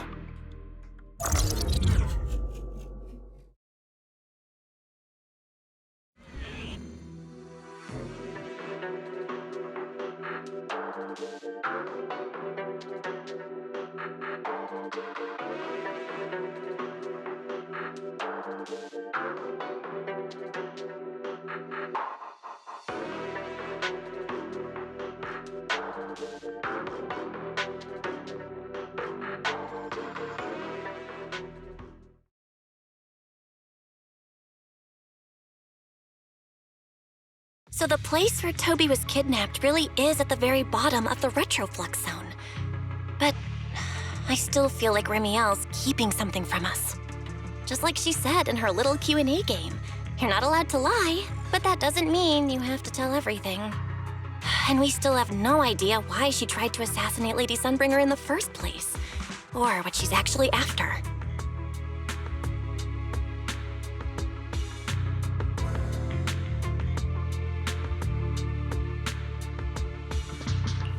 Yeah, I considered asking her directly why she tried to assassinate Lady Sunbringer while we were in the retroflux zone, but I doubt I'd get a straightforward answer. As for her objective, that's much clearer. She wants to use mine and Pyrois' ability to manipulate the singularity leakage to help locate Gerda Blulu. Toby's kidnapping, the recurring singularity leakages, Gerda Blulu. I have a feeling there's a connection between all of them that we're still missing.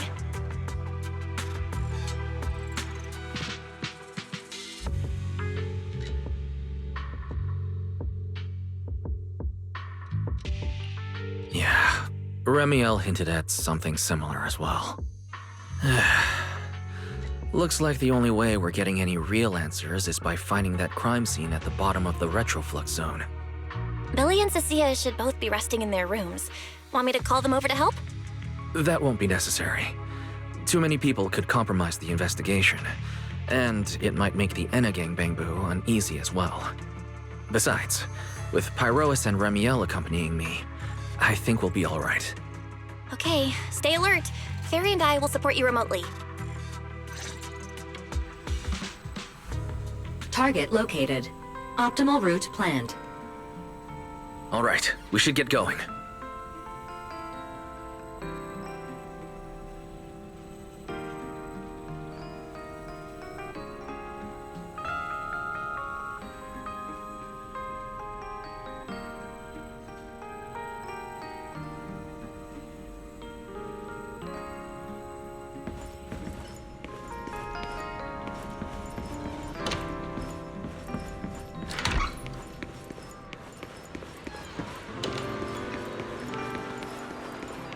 Forget your troubles, and let time melt away.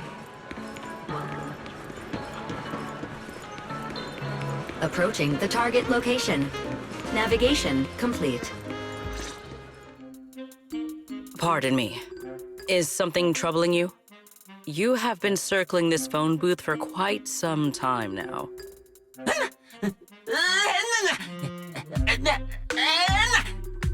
Huh?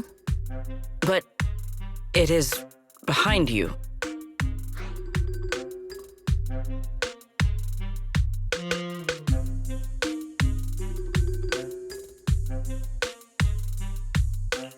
Secret.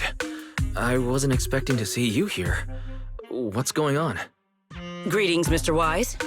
While on patrol, I came across this Bangbu citizen. He appeared to be in some distress, so I stopped to inquire about his situation.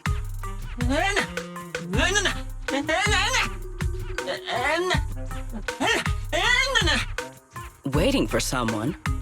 And who might that be?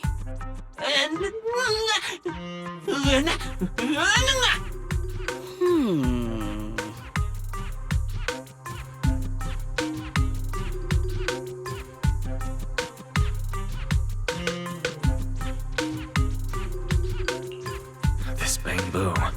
Is he the one Griff mentioned that's guarding the phone booth? He's way too nervous. Sigrid's starting to get suspicious. I need to come up with something before he gives himself away.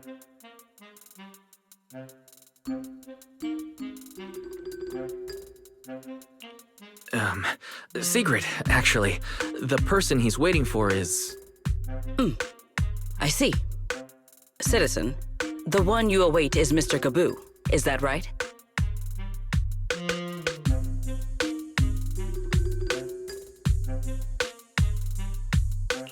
Mr. Gaboo? Whomst? I do not know, but we must stay here. We must wait for Mr. Gaboo. Perhaps today, perhaps tomorrow. But one day, we shall wait no longer. For Mr. Gaboo will finally arrive. Oh, it's a line from the famous play, Awaiting Gaboo. Did I get that right, Mr. Actor?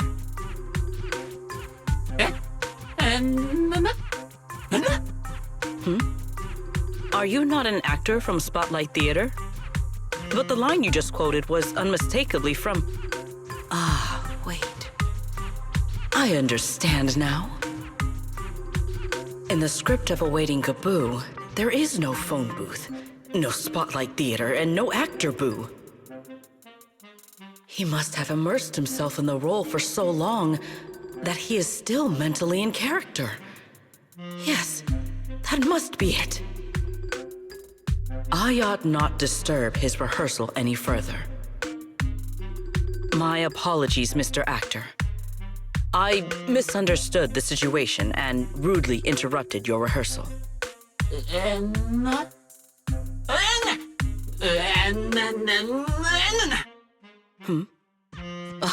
Indeed.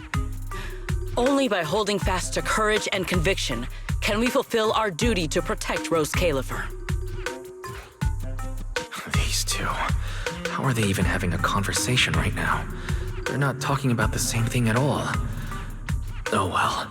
At least Sigrid doesn't seem to suspect anything. If she learns that Remiel is involved, explaining the situation could get complicated. Oh well, we've come this far already. I'll deal with it later if it comes to that. Well then, now that the misunderstanding has been cleared up, I shall not interrupt your rehearsal any further. Farewell, you two. I wish you a pleasant day.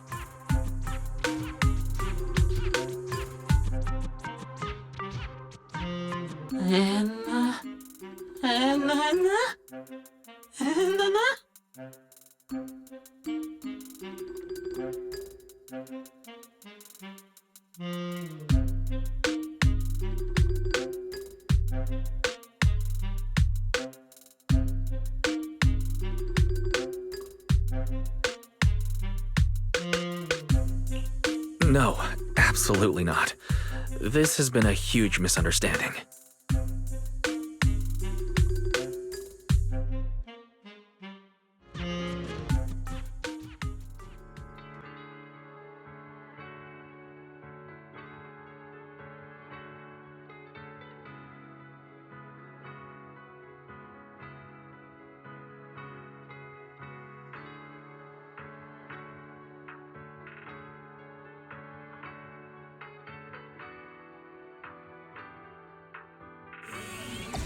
Well, it's about time you showed up. Amber Hall isn't that far. What kept you?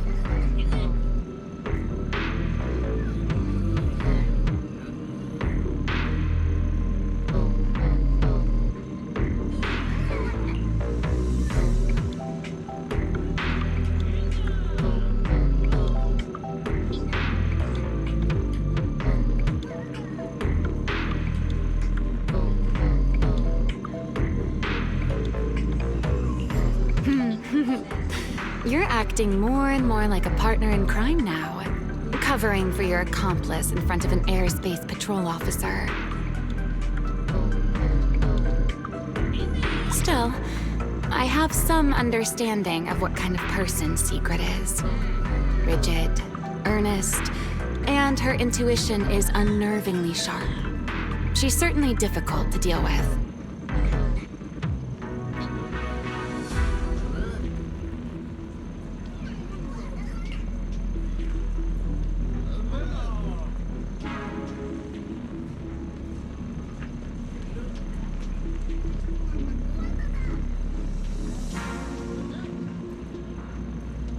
Fair enough. That's the nature of intuition. Sometimes it's right, sometimes it isn't.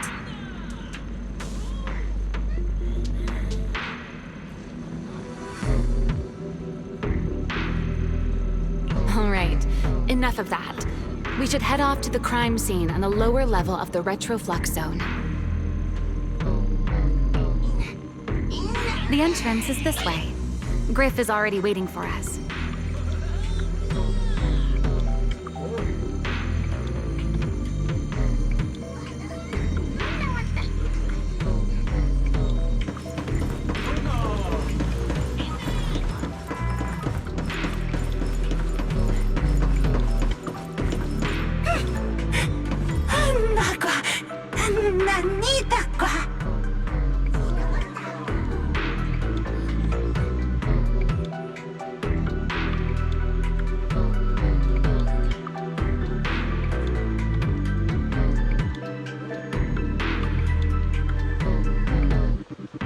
All right, Griff. That's enough flattery. The sky will get dark soon, so we should get moving.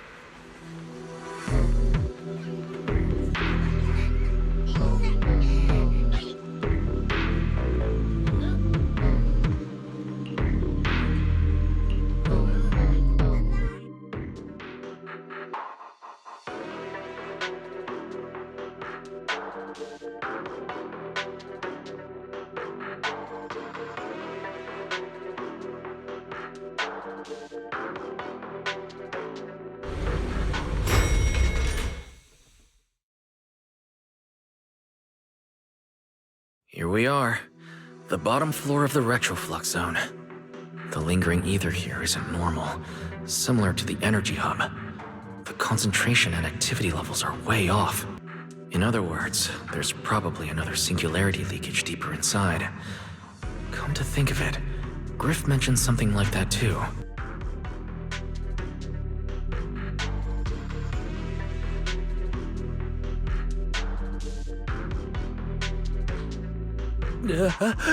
No, that tickles. Remiel, what are you doing? Why, to bring a certain someone back from his own little world, of course. Now then, Mr. Detective, what new clue have you uncovered?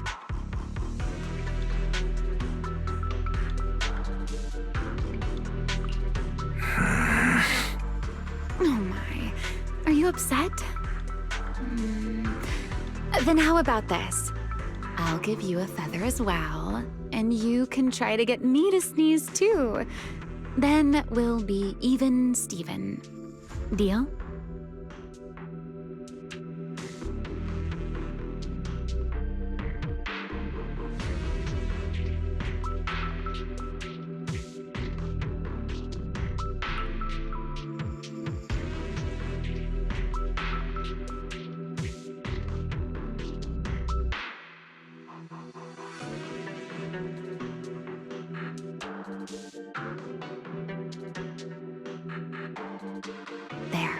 Now we're even.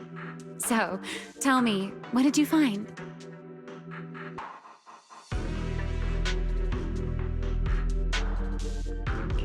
The lingering ether in this area. Its concentration and activity aren't normal. It's a lot like the energy hub. In other words, the deeper we go, the higher the chances of encountering a singularity leakage. So, as we keep moving deeper, we'll need to avoid singularity leakages as much as possible. Remiel, I need you to follow my directions, okay? I'm confident in my abilities as a proxy, so it shouldn't be a problem. Remiel? Are you listening? Remiel. I'm listening. Please, go on.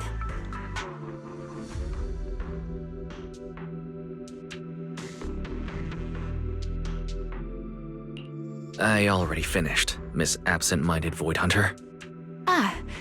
My apologies. My mind wandered for a moment. It won't happen again. But I did hear everything you said. Really. Relax. I'll follow your lead. After all, you're Faithin, the legendary proxy. I'll leave the route planning to you, oh great Faithin. Must we use that title? Oh, great wanted Void Hunter? I swear, you're always way more demanding of me than anyone else. What's wrong? Are you lost too?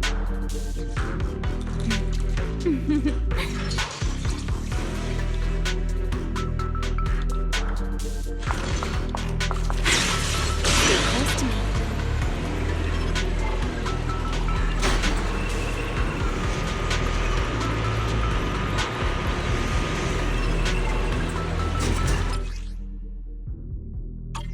Be careful. These mechs are behaving strangely. These abandoned mechs. They were most likely affected by a singularity leakage. Let's give them a moment to cool down.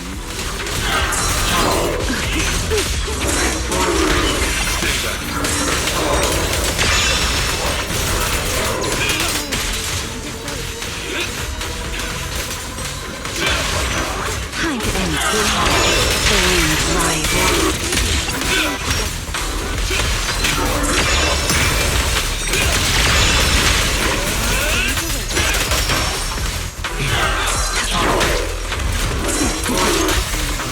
Heroes! Ready to dance with me?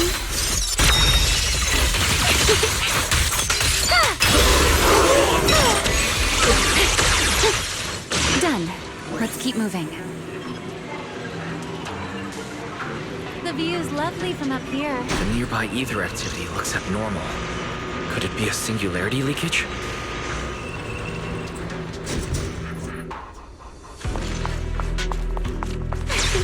Up we go.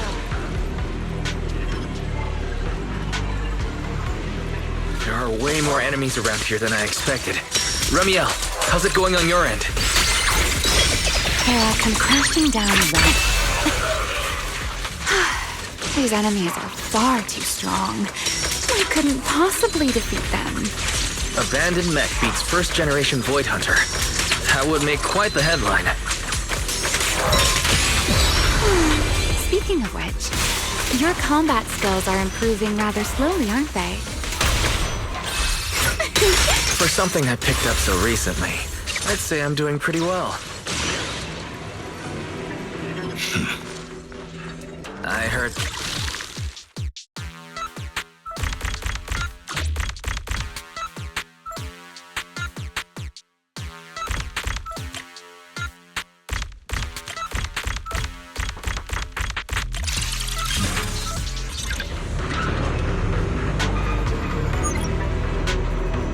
We should slow down a bit.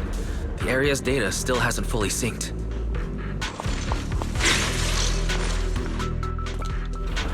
Remy, wait, don't!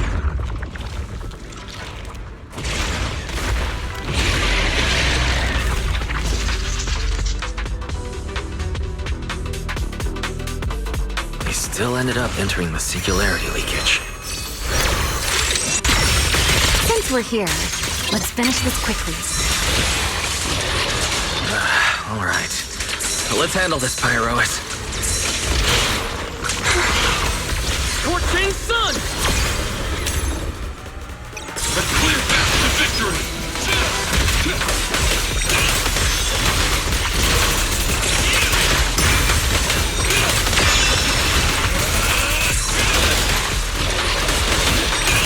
He walks the line till he's wrong. By me. Sink into the whirlpool.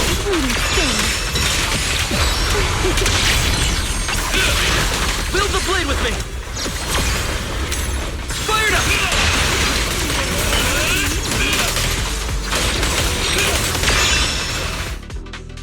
All right. The enemies are dealt with. Let's keep moving.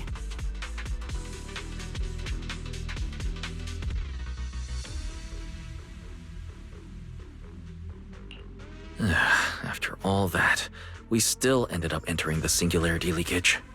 Remiel, didn't we agree? Follow my directions and avoid singularity leakages whenever possible. Sorry. That was my bad. It won't happen again. I'm not like you, Remiel. You were right. When it comes to combat skills, I really haven't improved much. I've mostly just been relying on Pyrois' power. That's why I've been trying to stay away from those dangerous singularity leakages. At the very least, I don't want us getting dragged into a fight where I'd only hold you back. If you ask me, you're being far too hard on yourself, Mr. Proxy. The proxies I've known, well, there haven't been many, but among them, the only ones capable of entering a hollow and fighting in person are you and Joyous. What was it you all ended up calling him again? Ah, right. The predecessor of proxies. I'd love to see the look on his face if he ever heard that title. Look at it this way. You're already enough of a legend to stand shoulder to shoulder with the predecessor of proxies. Does that make you feel a little better?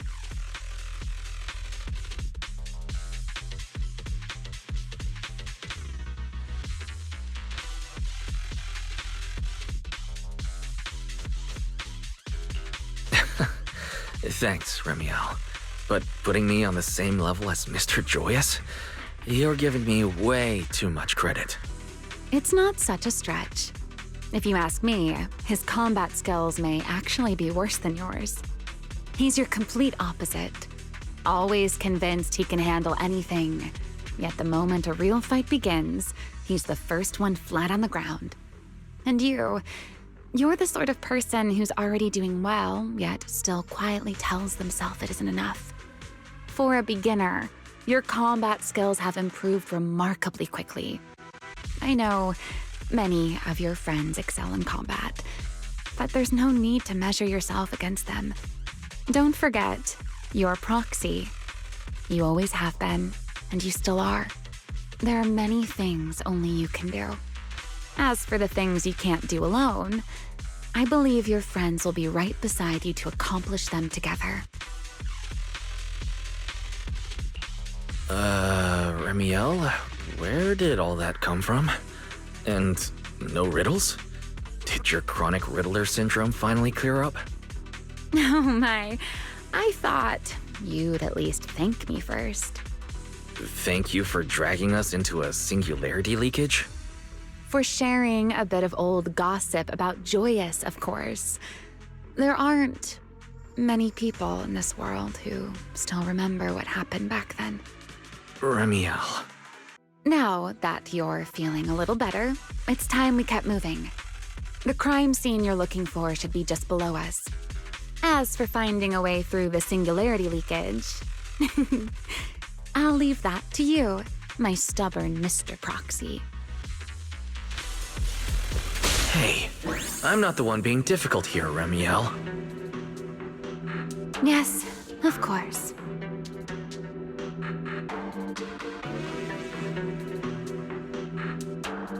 Hesitation is a fool's game.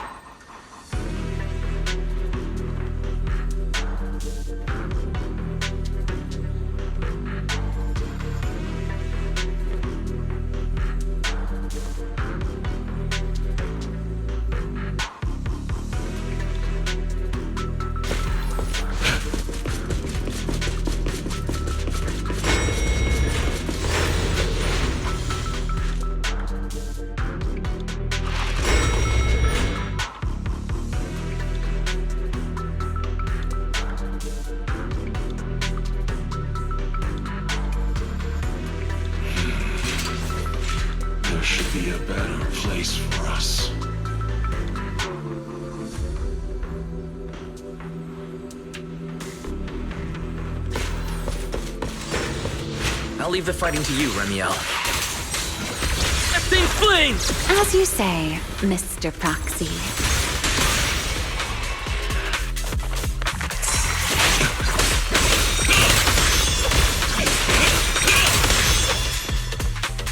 Don't underestimate the enemy. Are the enemies in this area actually increasing in number?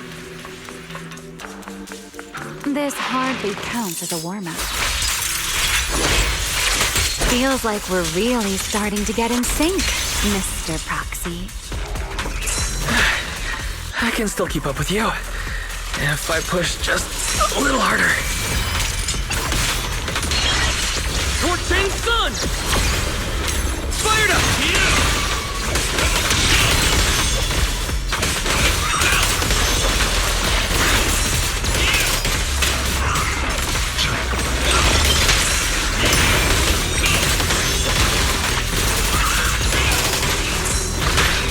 Run into trouble? Take this. Finally, it's over. We should keep going. Your stamina is just short of a passing grade, Mr. Proxy. Up ahead. That's the place from Toby's memory.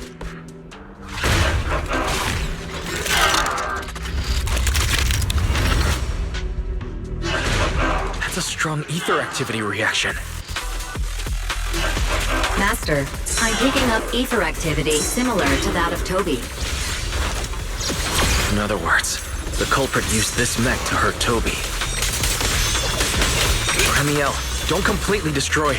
It has clues connected to the culprit. That's asking a great deal. Fine. Understood.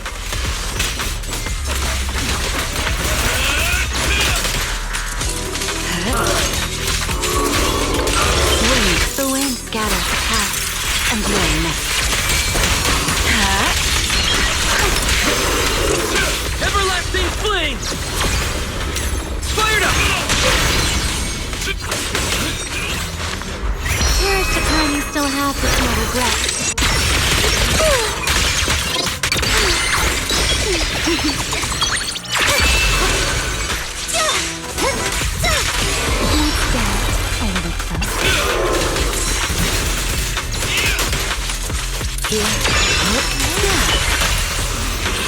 Need me already? Don't disappoint me. Now!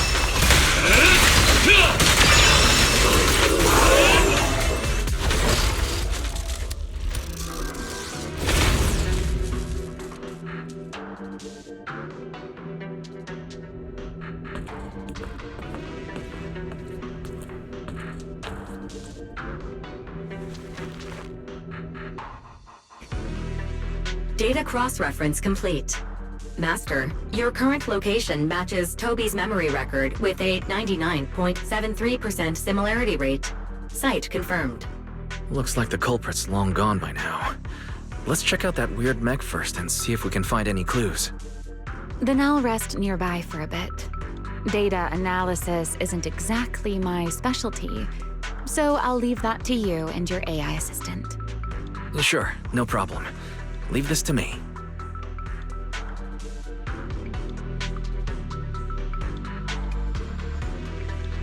Just as I thought.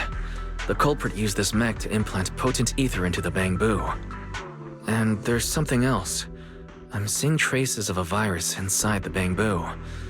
Was the culprit trying to control them remotely and make them commit crimes? Or maybe... Best be quick, Mr. Proxy. I damaged that mech's ether battery during the fight, so there's no telling when it might explode. Huh? Why didn't you mention that sooner? Wait, what's this? A video? No, it looks like a photo. Huh? How is that possible? He's alive? No, there's no way. He should be... Serpico. How is he here? Huh? That image that flashed by just now, what was it? The culprit's face? I feel like I've seen it somewhere before.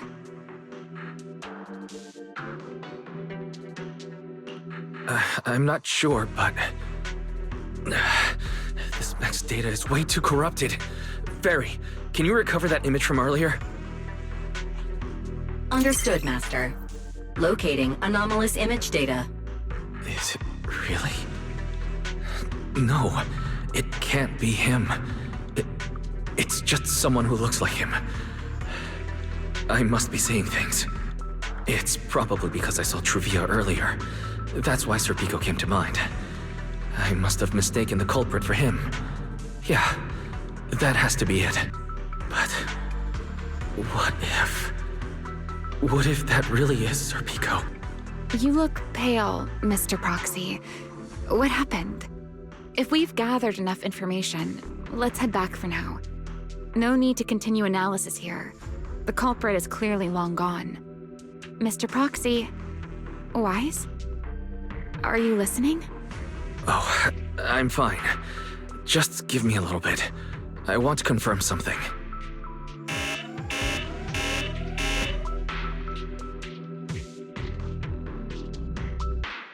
Why, stay away from that mech. The explosive device is Close. I need to figure this out. Wait! The clue! What did you do? What did you do? You have a death wish or something? Are you trying to get yourself killed?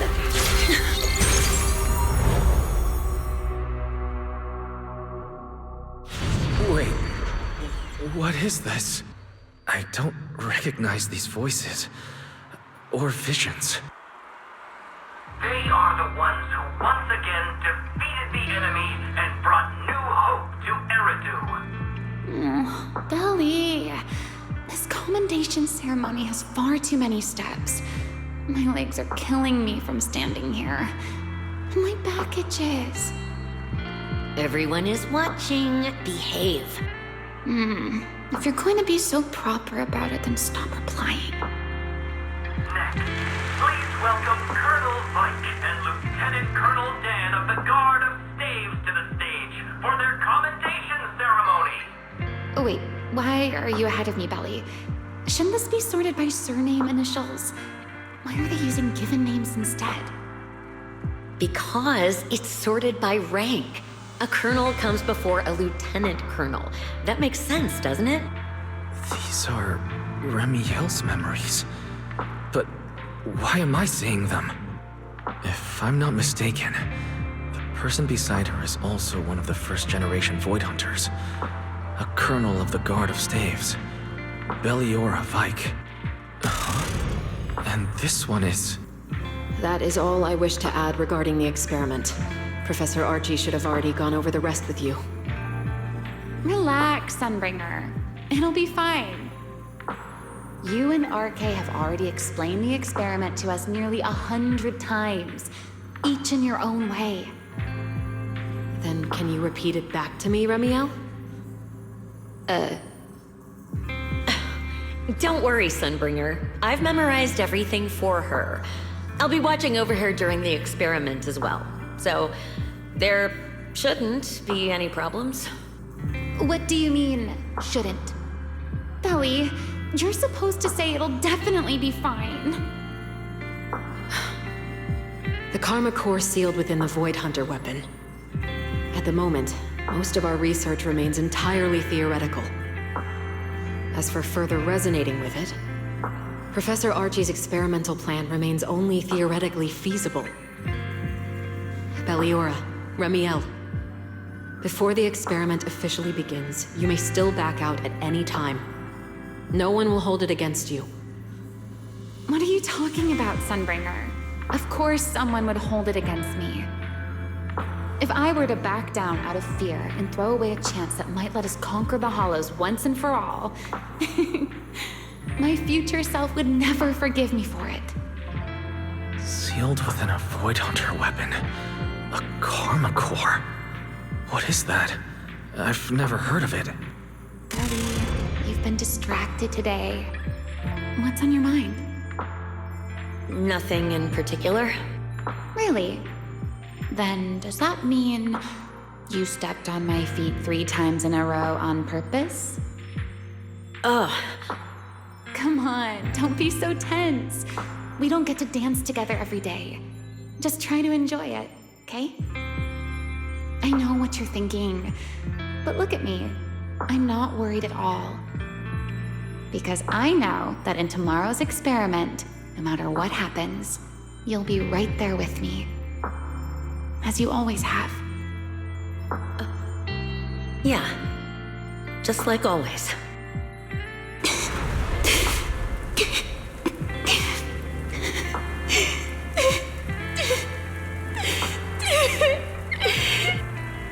I'm sorry.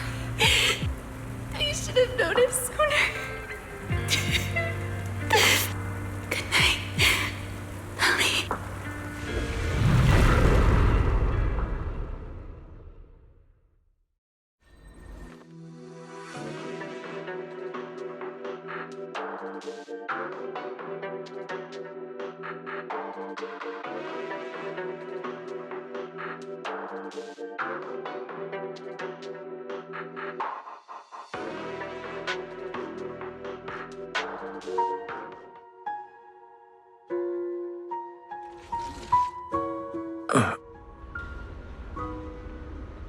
Where am I? You're in someone else's home, sleeping in someone else's bed. Please tell me you don't drool in your sleep. Remiel? Wait, is this the Enna Gang's hideout? Correct. It looks like you're still in good shape. That whole ordeal didn't scramble your brain after all. Tell me, what did you see? Now, don't go quiet on me, Mr. Proxy. Unless, are you perhaps a little too bashful to speak up? Worried you might be mistaken for a peeping Tom? I'll go first then. I saw you, your sister, and those 2 classmates of yours. What were their names again? Truvia and... Sir Pico. Oh, right, Sir Pico. So that's what happened between you all. No wonder you were so shaken. Why? Why were we able to see each other's memories? That is not a question I can answer for you. After all, I have only experienced it twice myself. Twice? Mm-hmm. The previous time was when I retrieved Thaumiel from within you. I was really caught off guard, too. I had no idea what was happening. It felt like a flood of memories that weren't my own poured into my mind all at once. Though it seems you have no recollection of it whatsoever. Maybe you were already on the verge of losing consciousness then, and felt nothing at all. All right. It seems I am the one who'll be mistaken for a voyeur. For the record, I didn't mean to pry. So, can you tell me now? What exactly did you see? I saw you, Colonel Vike, and Lady Sunbringer. You were talking about something called Karma Core. And after that? Not long after that, Belly died. I killed her with my own hands. Remiel. I'm sorry, Wise. I know I was the one who brought this up, but I'd rather not talk about it anymore. It's getting late. You should head back to Amber Hall.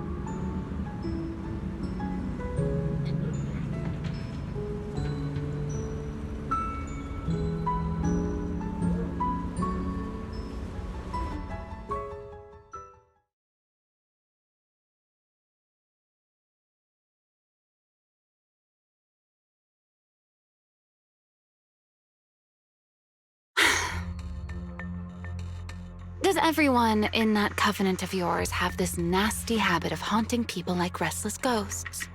I'm simply concerned about your mental state, Remiel. Then this is the worst possible time to appear. I can at least pretend you don't exist if you just stay away. Sorry. If you are truly sorry, then disappear. Now. You knew all along that Faith and I would have that strange resonance, didn't you? I'll take your silence as a yes. Yes, I knew all along that he would have an anomalous resonance with you. The part of you that's already fused with the Karma Core. But I'm sorry. I did not expect the two of you to see fragments of each other's memories because of it. Fine. Since you are being so sincere, I will forgive you this once. So, why did you show up this time? Surely you didn't come all this way just to apologize. After your previous encounter with Eldrada, I'm sure you've realized what the three Sunbringers of Rose Califer truly are. Perhaps. I'm not drawing any conclusions here, but I have a fairly good guess.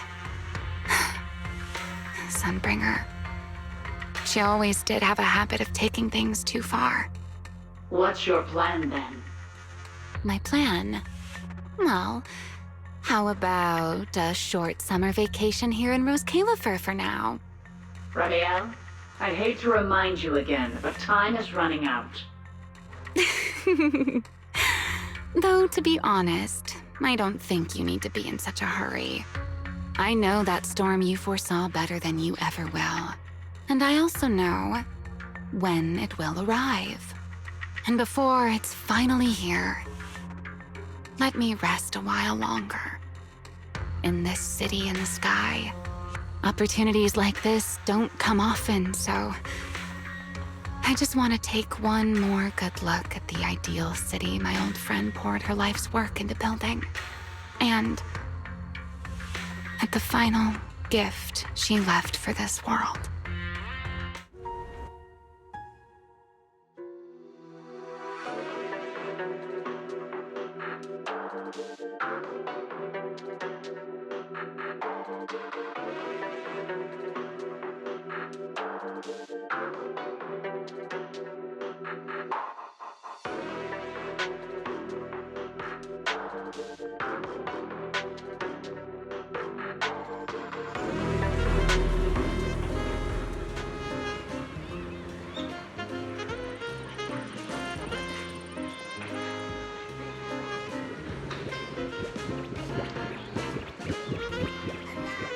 I've never seen Ramiel look that sad before. What exactly happened between Ramiel, Colonel Vike, and Lady Sunbringer? Forget your... Forget it. I shouldn't be dwelling on that. I've got to head back to Amber Hall first and review the data we collected.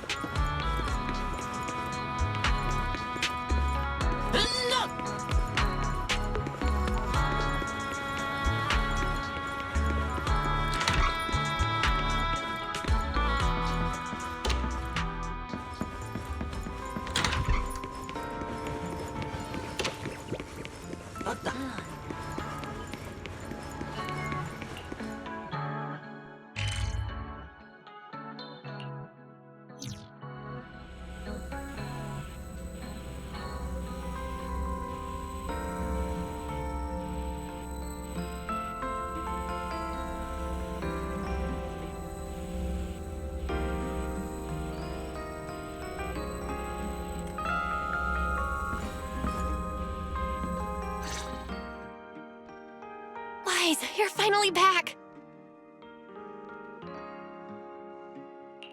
Huh? Belle, what's wrong? Why do you look so tense? How could I not be?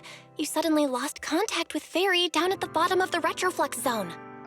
If Ramiel hadn't used your phone to let me know you were safe, I was about to grab Billy and Cecilia and come looking for you. Sorry.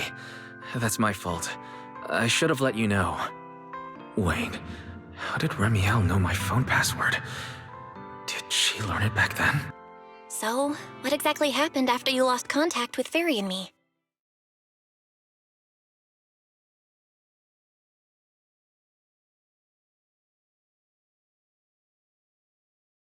You shared each other's memories. Can our ocular implants really do that?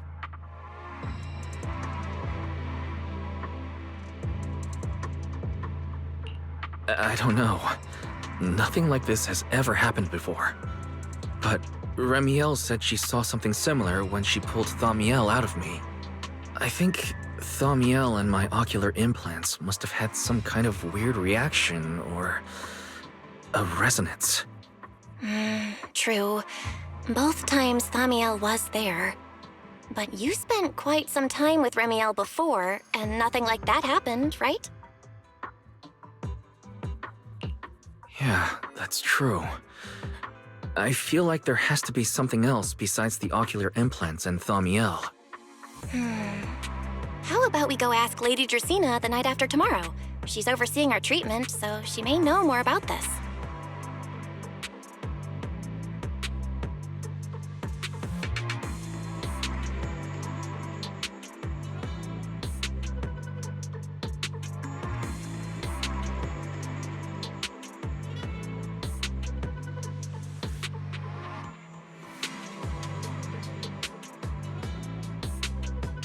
The night after tomorrow? Why then? Lady Dracaena will be hosting a welcome banquet for the guests at the CCD reception hall. We received invitations as well. Lady Draceena's hosting it herself? Does that mean the CCD's singularity leakage issue has already been resolved? Most likely. Otherwise, she wouldn't have scheduled it. I heard that there's another welcome banquet happening in Virium at the same time. Lady Lindvern and the ESD are hosting it for guests who still haven't been cleared to land in Buastrom. When I went out this afternoon, I ran into Valina and Norma. It looked like they were already heading to Virium to make preparations.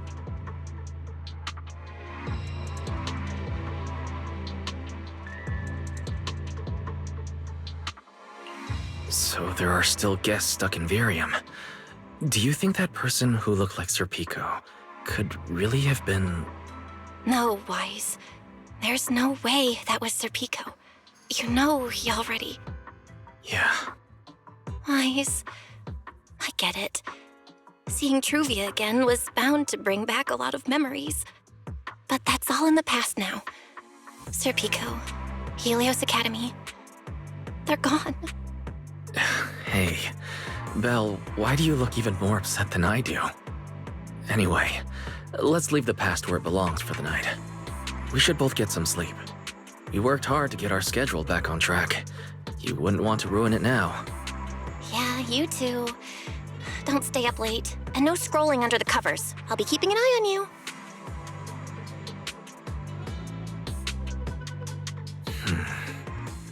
Maybe I should take another look at the data from the retroflux zone before I call it a night. If I'm lucky, I might find something that tells me who the culprit really is.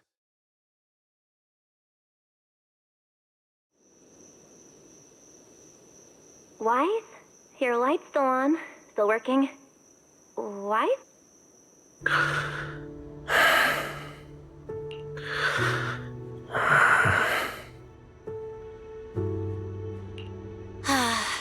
I told him to go to bed early, and here we are. Huh? These scattered papers here are... Notice, these are drafts Master used to analyze the culprit's intentions. Additional notice, Master has been asleep for approximately 30 minutes. Deep sleep is highly probable. Suggestion. Second Assistant, please refrain from any action that may wake Master. I know, Fairy. He needs some good rest. I'll handle it from here. That's what the Second Assistant is for. Negative. Correction. Second Assistant will complete it under Supreme Assistant's direction. All right. I'm counting on you then, First Assistant. Fairy, give me a quick summary of everything we've established so far. Understood. Displaying all current findings and analysis for Second Assistant. Finding 1. The culprit's victims share no common traits. Their identities are of limited use for further deduction. Finding 2. Whenever the culprit implanted potent ether into each Bangbu victim, he also set a specific activation time and activation location. So for the culprit, what matters was the time and location, not the victims' identities. Affirmative. Based on current information, the most meaningful data is the time and location of each singularity leakage. Fairy, can you pull up Airspace Patrol's recent records? Start from when singularity leakages began appearing frequently. I want to see when and where each occurred. Understood.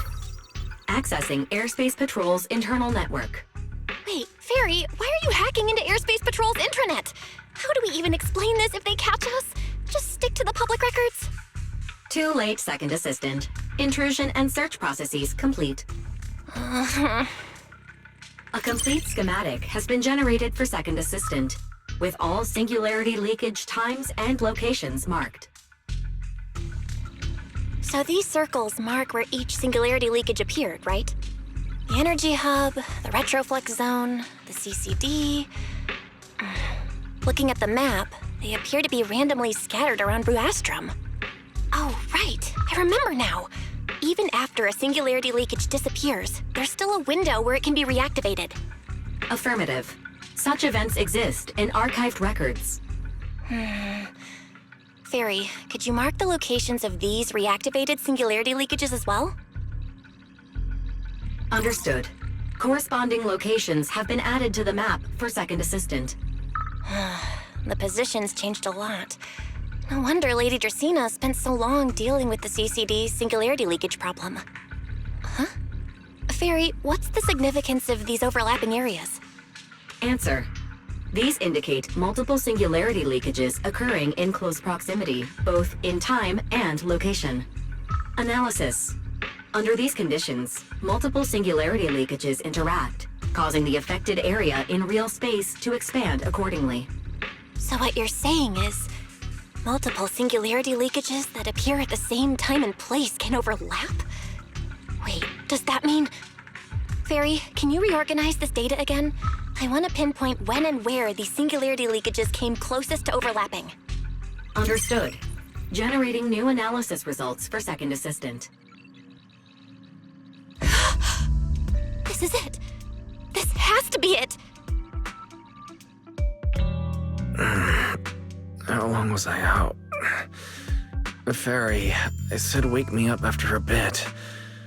Huh? Belle, what are you doing here? That's not important. Look at this. Fairy and I found out why the culprit is creating these singularity leakages. What is this? This is the location of the singularity leakage the culprit created last week, 3 days after we rescued Toby. Each of these singularity leakages overlaps with the others, and the affected area stretches from the edge of Scommel Hollow all the way to Buastrom's main urban district. So, the culprit could use this method to move something from Scommel Hollow to Buastrom. Wait, it couldn't be. Gertablulu? Yeah, I think so too. The culprit's real objective is likely to move Gertablulu into Buastrom's urban district. When you encountered it before, it already showed a clear tendency to be attracted to singularity leakages.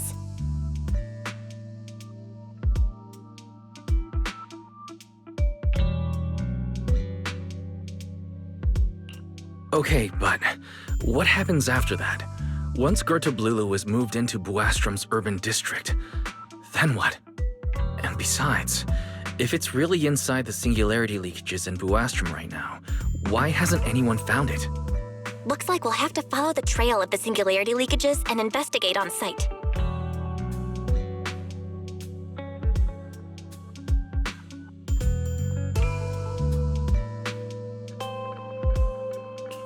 Yeah, I was thinking the same thing. Once it's daylight, Billy, Cecilia, and I will head to the energy hub. Maybe we can follow whatever traces are left and find a new lead.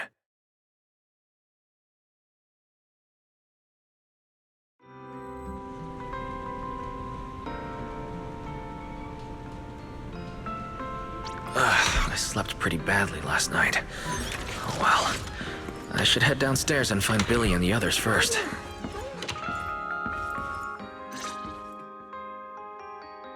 Wise! There you are! Belle already told us everything. Now that's our manager! You found a clue on the culprit in no time at all!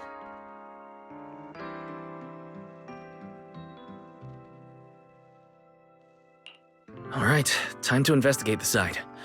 We'll head to the energy hub and trace the singularity leakages as they appear, until we locate either the culprit or Gertablulu. Right. Fairy and I will stay here and back you up remotely, just like before. Wise, if you run into the culprit or Gerta Blulu, don't do anything reckless, okay?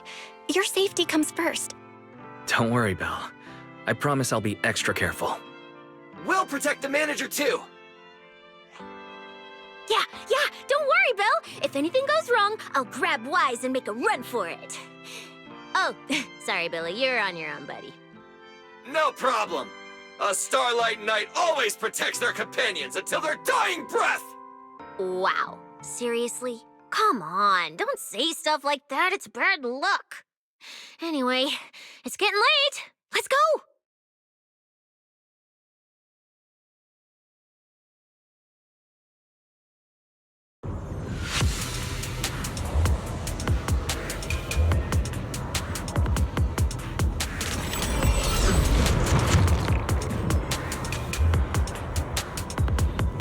Wise, we're here. Stay sharp, and if things go south, just run. Huh? Well, where are we? Did we end up back in Buastrum? It looks like an office? This place feels really familiar. Wait, isn't this Lady Dracina's office? Valina brought me here before. Huh? Lady Dracina's office? So Gerta Blulu came all the way here just to walk straight into a trap? But Lady Dracina never mentioned anything like that. Strange. We expected the trail of singularity leakages to lead into Buastrum, but why would it end at Lady Dracina's office? Wait! Footsteps outside! Hide! Now!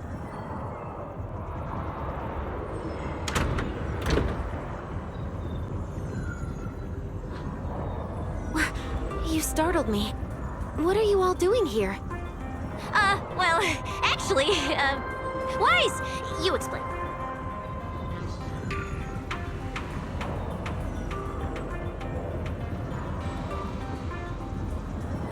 I see. A path formed by singularity leakages? I really hadn't considered that possibility before.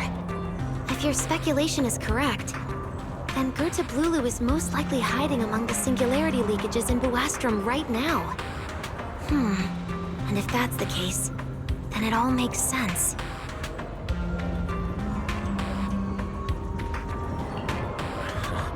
Lady Dracina, do you have any other clues? Well, you see, a few nights ago, a small singularity leakage appeared near my office.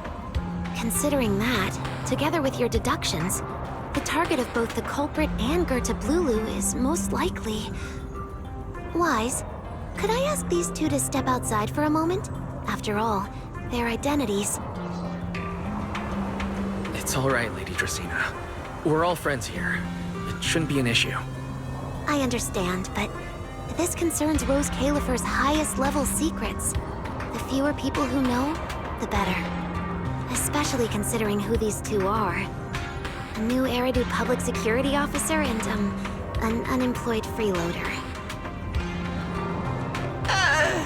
An unemployed freeloader is a little harsh, Lady Dracina. Oh, I get it. It's the kind of top secret stuff where knowing too much means trouble, right? Maybe even getting silenced permanently. Yeah, more or less. It's a bit complicated, so Wise and I will need some time to talk. Cecilia and Billy, you can return to Amber Hall and rest. Once we're done, someone will escort Wise back to you. Right away, no problem, Lady Dracina. Me and this robot vacuum will disappear right now. We already stopped listening.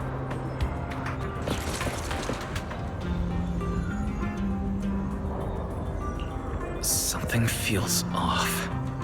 Why am I treated differently from Cecilia and Billy? Is it something about my identity? Why would Lady Dracina send them away like that? Should I call them back here? What is it, Wise? Something on your mind? It's nothing, Lady Dracina. Come here, Wise. I'll tell you what happened that night. That night, I had just returned to my office when I sensed an unusually strong ether presence in the air. The source seems to be somewhere around here. Now that you mention it, there still is a faint trace of ether in this room. Aside from the residual ether, these documents were scattered across the floor at the time. Lady Dracaena, are these documents connected to the incident? Compare them with what you have found. Once you read them, you will understand. CCD facility renovation plans, personnel transfer records, Rosetta data daily reports. They don't seem to have much in common. What's going on? My eyes just... Wait, that ethereal broke in several days ago. So why is there still ether residue? And the ether isn't coming from in front of me. It feels more like... behind me.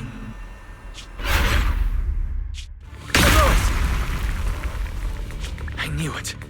You're not Lady Dracaena. What exactly are you? Lady Dracaena. I'm Truvia from High Ambitions Corp. I'm here for our appointment. Truvia, run! Huh? Truvia. No. No. Move, now.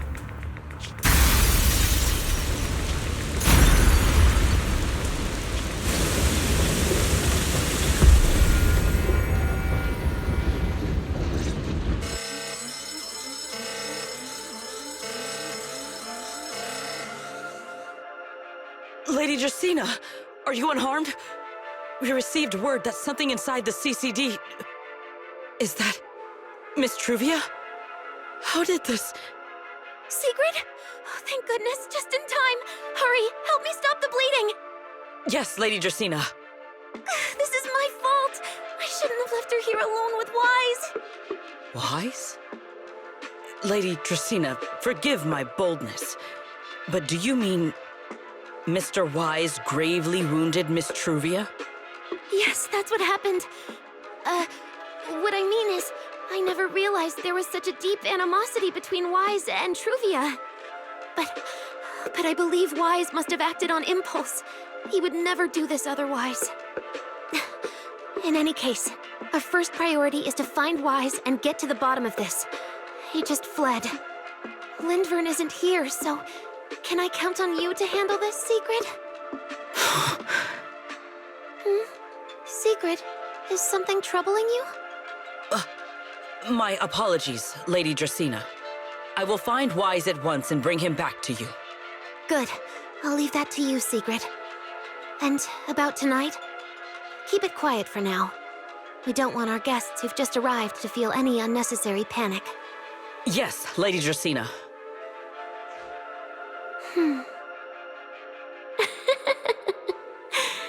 Go, Sigrid. Go fulfill your duty. Find him, arrest him, and then bring him back to me.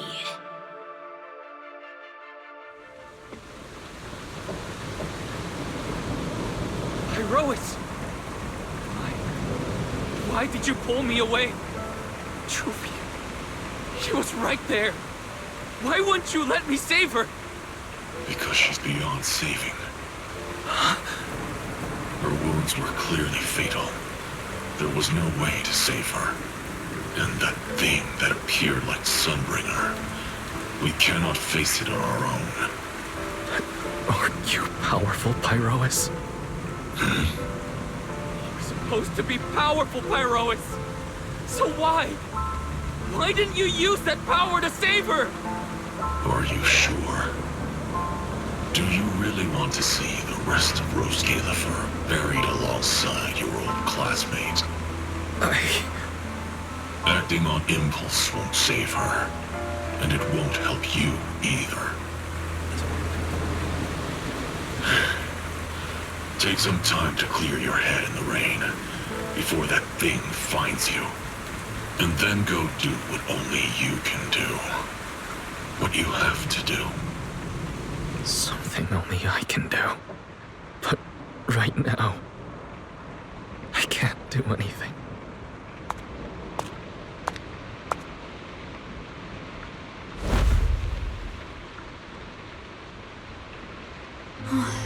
You sure look like a mess. It's only been one day. How did you end up like this? Ramiel, why are you here? The airspace patrol alarms have been going off non-stop.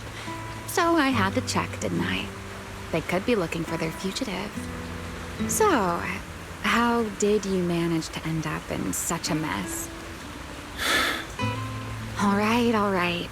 If you don't want to talk, fine. But don't stand out here in the rain, okay? You'll catch a cold. And if you don't want to go home... Oh, right. Amber Hall's already surrounded by the airspace patrol. Going back now would be walking straight into a trap.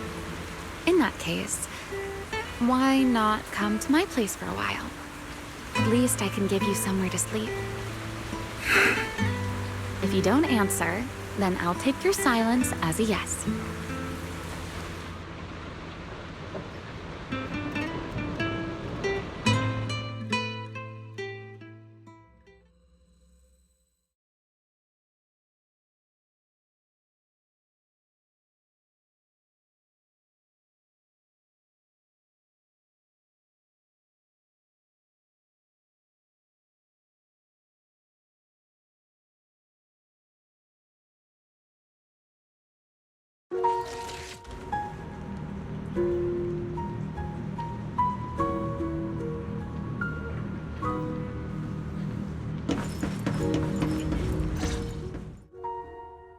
Here's a towel.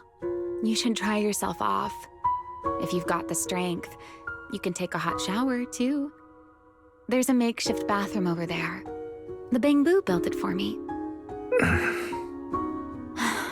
Okay, fine. If you don't want to move, I'll dry you off myself. Why? Why did you bring me here? Hey, shouldn't you thank me first, Mr. Soaked to the Bone? Thanks, Ramiel. Since when did you become so obedient? That isn't like you at all. If you really want to show your thanks, here, it's your turn.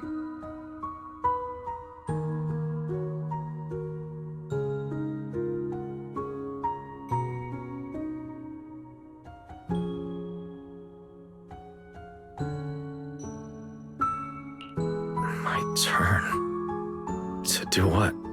Your turn to dry my wings for me, of course. There are spots I can't reach on my own. Hey, what's with that look? I've already dried you off. Now it's your turn to return the favor.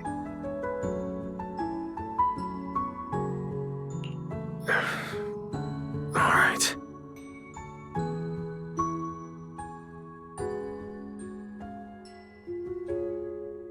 You know, Wise, I've never liked rainy days. The rain always leaves my wings soaked and heavy. Shake as I might, I can never quite dry them. The same goes for taking a shower, though at least I can manage to keep my wings from getting too wet. Wet wings must feel really uncomfortable, huh? Yes, honestly, it's miserable and such a hassle to manage. A hairdryer is useless, too hot and I start shedding, too cold and I catch a chill. But I can't just wait for them to air dry. It takes forever, and I'm way too impatient for that. Besides, it leaves this strange smell that I can never wash out. So, the best solution is a slow towel dry like this. But with wings this large, there are always spots I can't reach. Before, if I got caught in the rain, I'd sneak onto Belly's bed and roll around, drying my wings on her sheets. Huh? Wait, why would you crawl into someone else's bed? Wouldn't that make her upset? It was fine as long as I didn't get caught. Though, of course, whenever Belly did notice me, she was absolutely furious.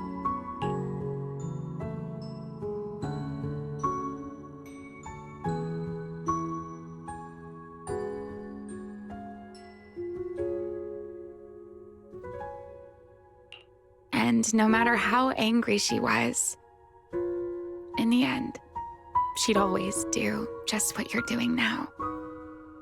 Slowly drying the spots that were still damp. Wise, do you know what New Eridu's records say about what became of Belly and me? I remember something about an operation called the Day of Silence. You and Colonel Vike were involved in an accident, and then both died in the line of duty. Yes, died in the line of duty. Such a noble, dignified phrase. Though, in a sense, it isn't entirely wrong. After all, for us Void Hunters, our first and only duty was to suppress the Karma Core inside our weapons. The Karma Core inside the Void Hunter's weapons? That's right. Remember the Enchainer I mentioned before? What truly sets them apart from ordinary ethereals is a special core known as a Karma Core, found only within an Enchainer. According to RK, a Karma Core differs from an ordinary ether core. It doesn't form naturally. It is something made directly by the Creator.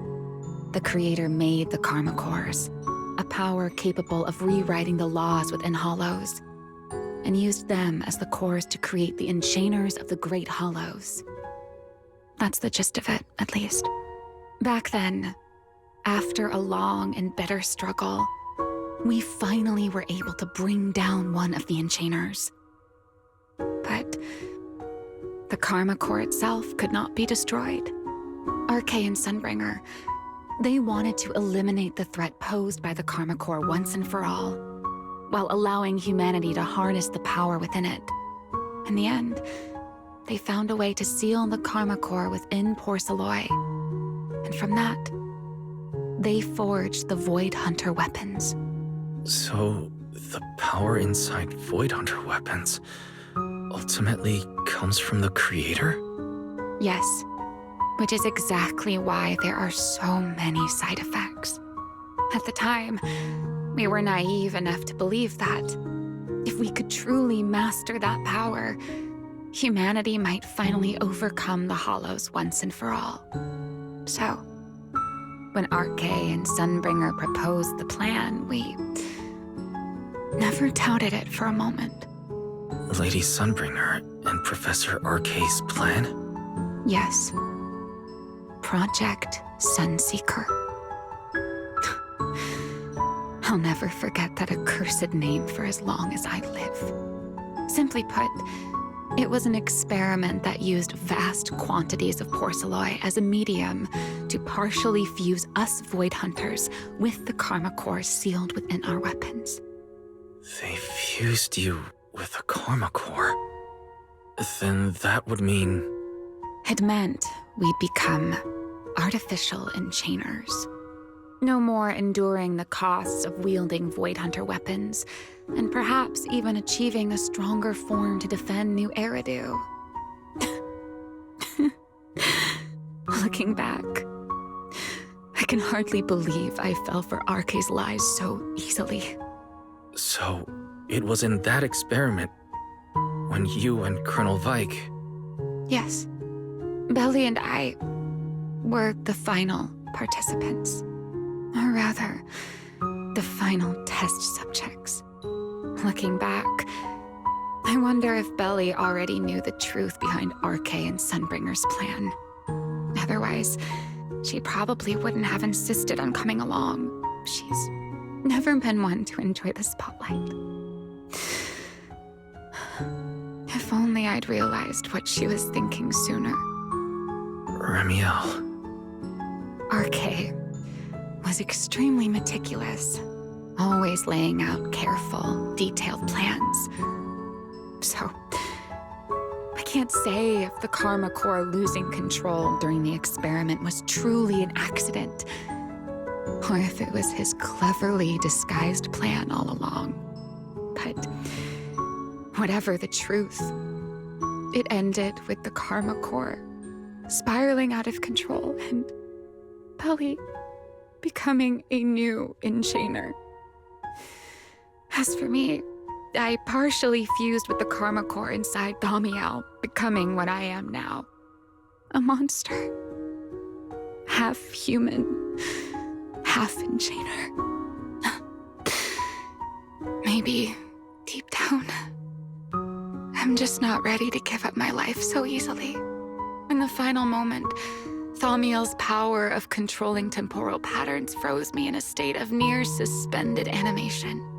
I didn't fully awaken from the sealed Persenis Hollow until about a year ago.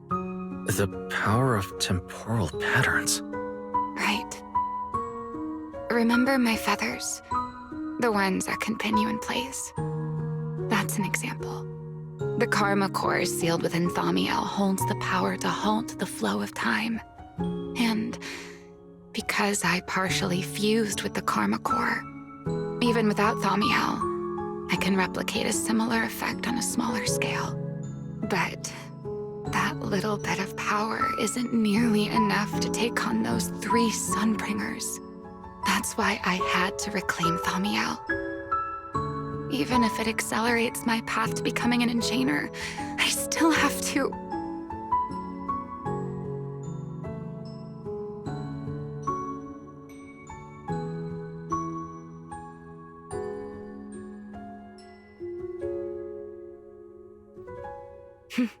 Never mind. Enough about me. Why am I even telling you all of this? Still, now that I've told you so much...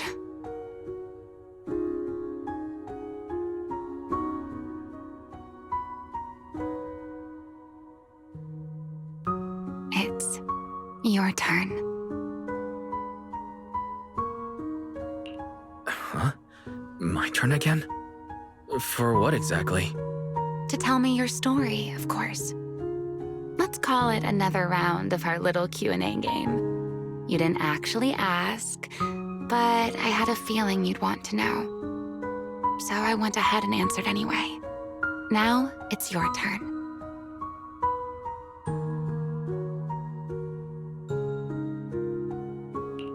I wasn't actually going to ask you anything. You simply started explaining it on your own. Fair enough. But once you say certain things out loud, they don't weigh on you quite as much anymore. Or perhaps you'd like a little help getting started? Let me think. Serpico and Truvia. They transferred to Helios not long after Belle and I started there. They came from a prominent background. They were the adopted children of Mosient, the head of High Ambitions Corp. They were exceptional students as well, so it didn't take long for them to become some of the Academy's most talked about students. We were all studying under Miss Carroll at the time, and before long, we became close friends. Back then, we all had ambitious plans for the future, understanding the Hollows, perhaps even conquering the 6 Great Hollows. In our teacher's words, we were meant to seize the sun called Helios. Later, the 4 of us who ranked at the top became the only 4 people ever to have smart ocular implants. Then, during a performance test for the implants, I lost control. Serpico. He died because of me. When I finally woke up in the hospital, I learned that Truvia had been taken away by people from High Ambitions Corp the day after the incident. The next time I saw her was during the fall of the old capital. She was with one of High Ambitions' rescue teams. To be honest, I never imagined we'd meet again like that. Belle and I were seriously injured, but we still wanted to go back. Back to the ruins of Helios, to save as many people as we could. We begged Truvia for High Ambitions' help. We promised we'd guide them through the Hollows, that we'd do whatever it took. But she turned us down without hesitation. I can't really remember what happened after that. But on that day at Helios, no one made it out alive except Belle and me. Then, in Roskalefer, I met Truvia again. We talked about the past, but the way she spoke about it felt as though she were talking about someone else's life. I didn't know how to face her. And ever since then, no matter what I do, I can't shake the feeling that I'm being watched. That gaze. I don't know whether it was Truvia's or Serpico's, or... Perhaps it was your own. The you from the past. The one who kept thinking, if only I'd done something sooner. The one who never managed to forgive themselves. Making peace with the past isn't easy. And sometimes, you don't get the chance at all. Yeah. There won't be another chance. Truvia. She was killed by Dracena. By that thing pretending to be Dracena. Something pretending to be Dracena. Wise, what exactly happened before I found you? Will you tell me?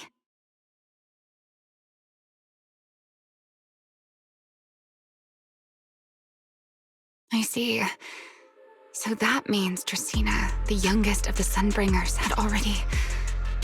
No. Judging from the timeline and the outcome, perhaps not yet.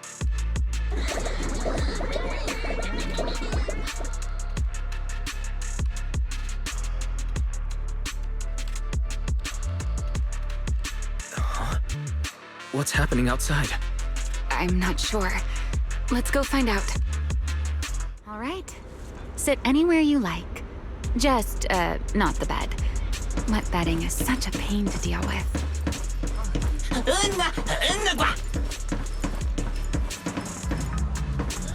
Forgive me, but I cannot obey. Is that secret?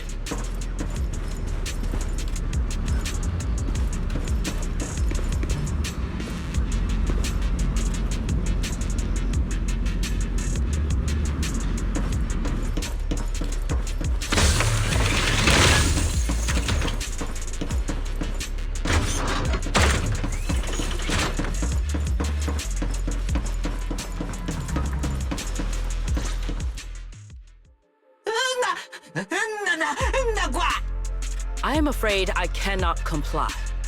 I know Mr. Wise is here, and I have come to take him back. Please do not stand in the way of my duty. Secret. She won't be easy to fool. Wise, hide for now. I'll think of something. Wise? What are you doing?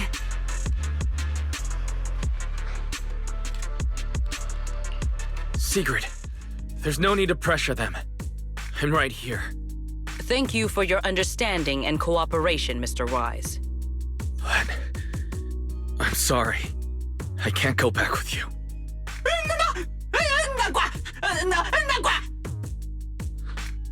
Well, since Wise has already stepped out into the open, I suppose there's little point in my remaining hidden.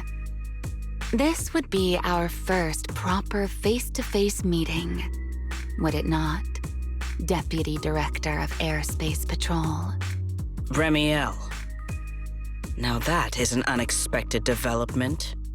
Mr. Wise, Lady Dracena has ordered a search for you. But our only aim is to uncover the truth of what happened inside the CCD. So please, come back with me. As for this fugitive wanted for the attempted assassination of Lady Eldrada... Just so we're clear, if you decide to make a move here, you'll be the only one who dies. How can you be so sure before you actually try? I don't mind getting my hands dirty. I am a fugitive after all. Hardly a saint to begin with. But are you really willing to die like this? As a puppet controlled by that monster without ever learning the truth? Then speak plainly. I have no patience for riddles. very well. You really do take all the fun out of it, don't you? Then I'll tell you outright. The Sunbringer inside the CCD was Gerta Blulu in disguise. What did you say? Huh? I expected that reaction from Sigrid, but you too, Wise? I thought you'd figured it out already.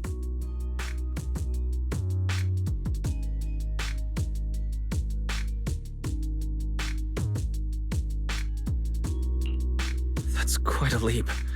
I know that definitely wasn't Lady Dracaena, but... Gerta Blulu? How is that even possible?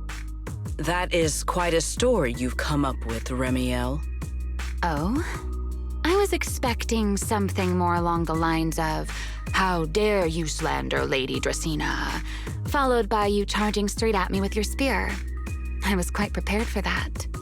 Or could it be you've suspected all along that the Sunbringer at the CCD might not be the real one? What makes you so certain that it was Gerta Blulu? Intuition, perhaps? Of course, there was also my trust in Wise, and a little reasoning. According to Wise's account, they followed the trail of singularity leakage through the energy hub, yet somehow ended up in Draceena's office. Then the false Dracaena showed up, sent Billy and Cecilia away, began mutating into an ethereal, and attempted to silence Wise for good. That's when Truvia arrived. She saw through the imposter's disguise too, and became her first target. After that, Sigrid, Dracaena ordered you to bring Wise back to the CCD and uncover the truth. Have I got that right?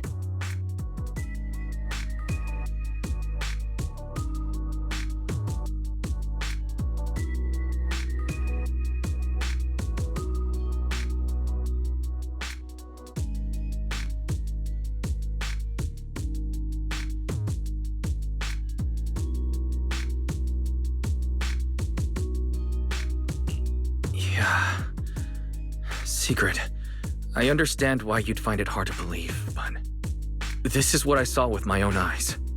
I did receive orders from Lady Dracaena. But what does that prove? Let's put it this way, Sigrid. Before you arrived, based solely on Wise's description, I assumed Lady Draceena's karma core had gone out of control and turned her into an enchainer. But from what we've seen before, if that were the case, there is no way she could have retained her human consciousness, much less continued issuing orders to you. With that possibility ruled out, and considering Wise's discovery of the singularity leakages, along with the recent appearance of multiple enchainer larvae, it is entirely possible that either Gerta Blulu or Bashmu entered the CCD through the singularity leakage, and, through the karma core, became partially fused with Dracaena. How could that even be possible?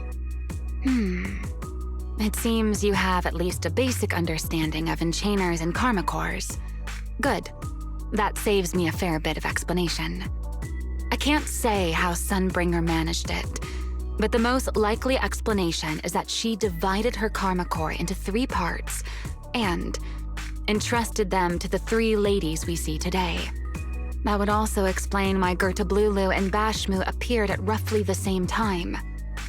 Then again, there may be a 3rd enchainer larva out there that we simply haven't discovered yet. As for why I don't think it was Bashmu, well, that's the easy part. Bashmu is enormous. Had it appeared in Buastrum, it couldn't possibly have gone unnoticed. So, either it was Gerta Blulu or a 3rd enchainer larva we haven't discovered yet. It attacked Lady Dracaena, and it succeeded. Just not completely. Otherwise, there would have been no reason to keep impersonating her. If I had to compare it to something, it would be like, 2 people fighting over the same controller. Draceena's consciousness and Gerta Blulu's consciousness coexist in the same body, competing for control of both the body and the Karma Core. Judging by the current situation, it seems Gerta Blulu has the upper hand. That is still nothing more than speculation. And if Mr. Wise deceived you, then none of your conclusions would hold. It's true. I have no way of proving that I wasn't lying. It's all right, Wise. I believe you. And I believe everything you've told me. Remember the rules of our little Q&A game. You don't have to tell the whole truth, but no one is allowed to lie. And besides, Sigrid, you've heard us out this much already. I'd say that means there's still room for us to talk. Wouldn't you agree? What is it you want to talk about? Why, how to get that poor little Sunbringer out of her current predicament, of course. So, interested? There's too many eyes out here. We should speak inside. The Retroflux Zone. I never would have thought you would be hiding here. Oh? And here I thought you would let me go on purpose.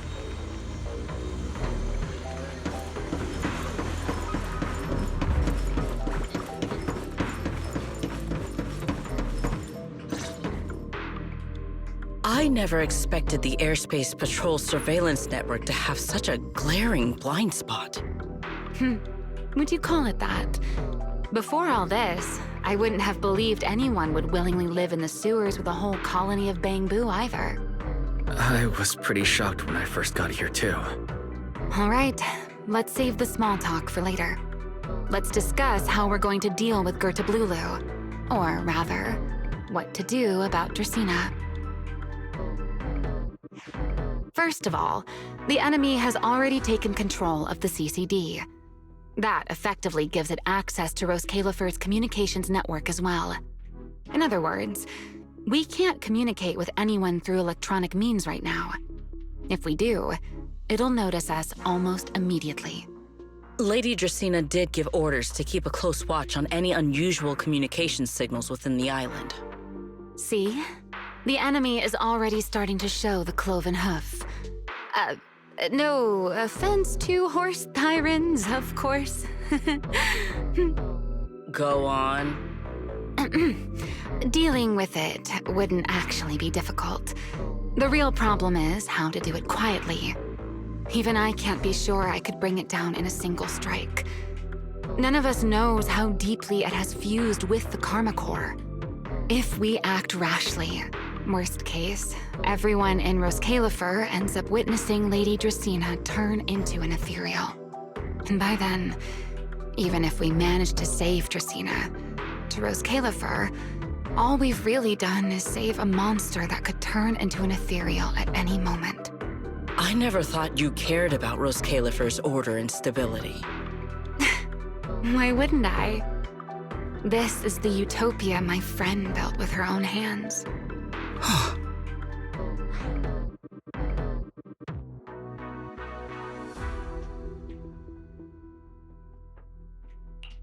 Remiel's right. We need a way to keep the imposter contained without drawing any attention. Sneaking back into the CCD again probably won't work. Even if Sigrid helped us and cleared out all the guards, the imposter would notice the moment she did anything out of the ordinary. Unless we could somehow lure the imposter out of the CCD and into somewhere isolated. Somewhere no one would notice. Wait.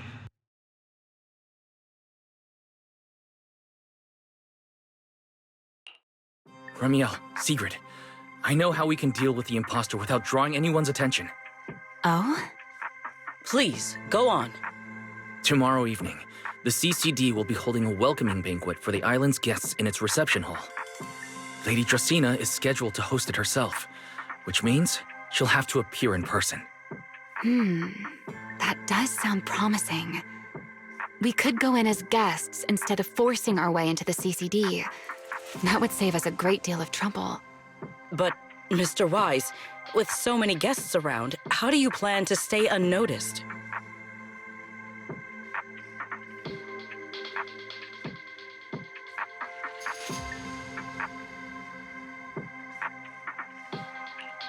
What if a singularity leakage were to appear at the exact moment the imposter makes an appearance? Or rather, a passage formed by multiple singularity leakages. That's how it was transferred to Buastrom in the first place. So naturally, we can use the same method to send it back.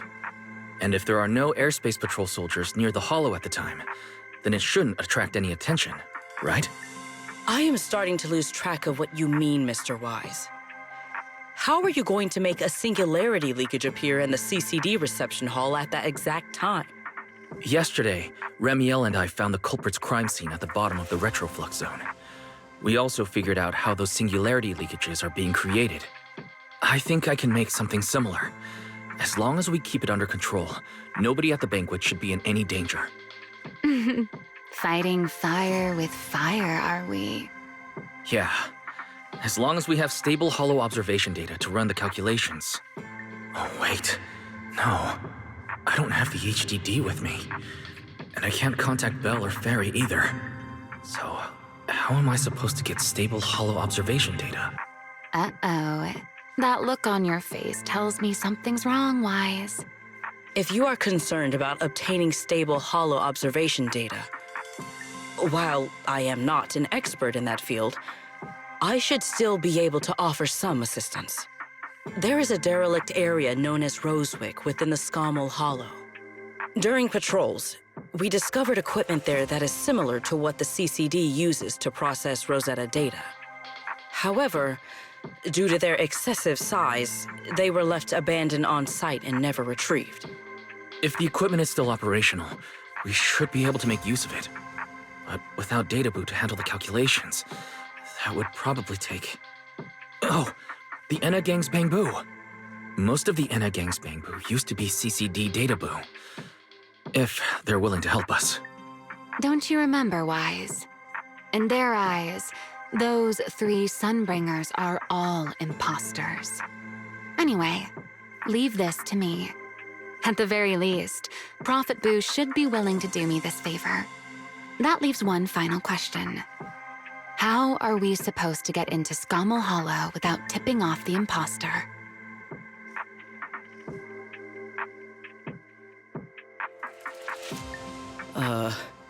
Why are you both suddenly looking at me like that? Oh, nothing. I simply thought a certain airspace patrol deputy director might be able to get us into Scommel Hollow.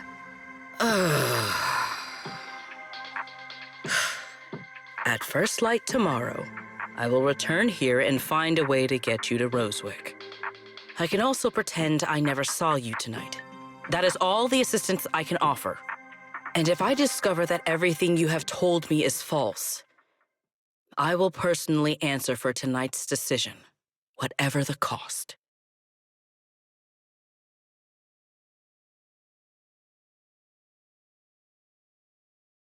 Before I leave, there is one final matter I would like to confirm with you, Remiel. Mm-hmm. You once attempted to assassinate Lady Eldrada. Why, then, are you going to such lengths to save Lady Dracena? Because none of them are the Sunbringer I'm looking for. To me, they're no different from this city in the sky. They're all gifts Sunbringer left behind for the world. I simply don't want to stand by and watch the things my friend cherished be destroyed by monsters from who knows where.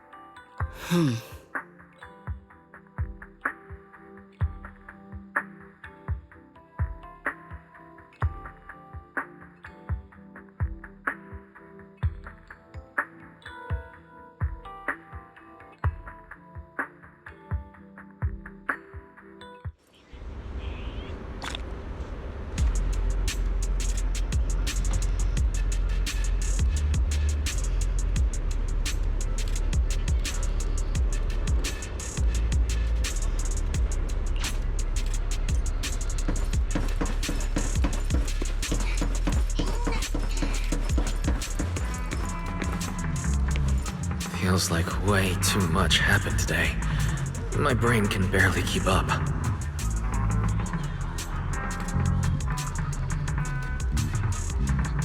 There's no way I'm making it back to Amber Hall. I guess I'll have to stay here for the night.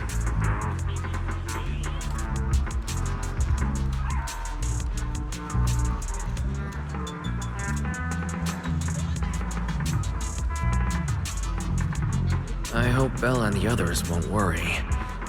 No, of course they will.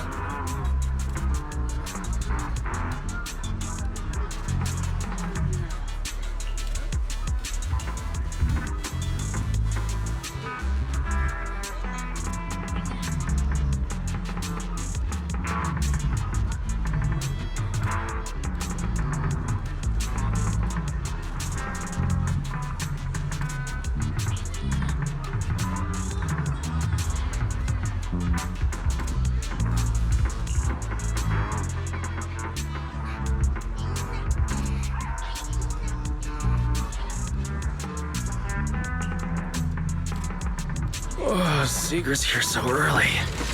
I'd better go take a look. Good morning. I have secured a carrot for the Rosewick area. As promised, I will escort you there. How do you intend to get us there? Surely not under the pretense of transporting newly captured fugitives. Of course not. I brought this. That hesitation was very telling. She really did consider taking us there as prisoners. So, what's inside? Costumes and props. They should allow you to accompany me openly into Scommel Hollow. I see. Airspace Patrol uniforms. Not a bad idea. Right. If we're disguised as Airspace Patrol soldiers and accompany you in the Hollow, this should work. Thank you, Sigrid. Yes. That is the plan. In any case, please hurry and change. Time is short. We must depart as soon as possible.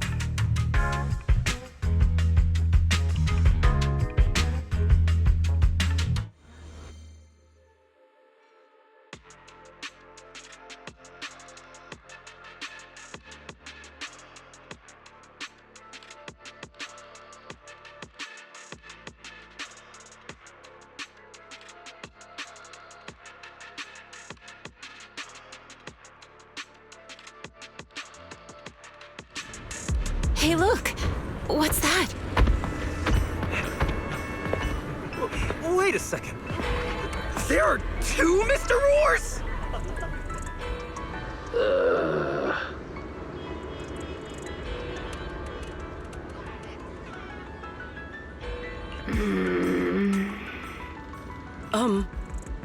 Is something the matter? Why have you fallen silent? Is the size incorrect? It's, not just the size. Though the size is certainly part of the problem. Sigrid, are you serious? You expect this to fool the Airspace Patrol soldiers? Yes. I believe it should serve well enough. No. There's no serving here. The Deputy Director of the Airspace Patrol traveling with Mr. Roar. 2 Mr. Roars, no less. Is there anything in Rose Califer more suspicious than that?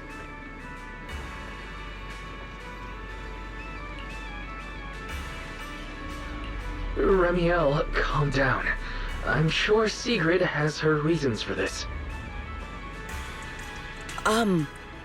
In truth, it was already rather late by the time I returned yesterday, and I had no time to prepare. As luck would have it, one of our squad members found a Mr. Roar mascot suit near Beckford Street during yesterday's routine patrol, so I brought it with me.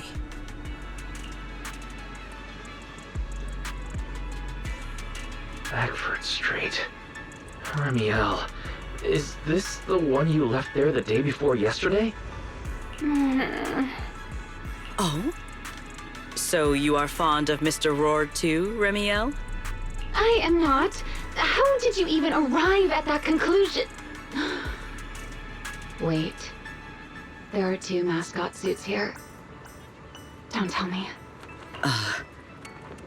The other one is mine.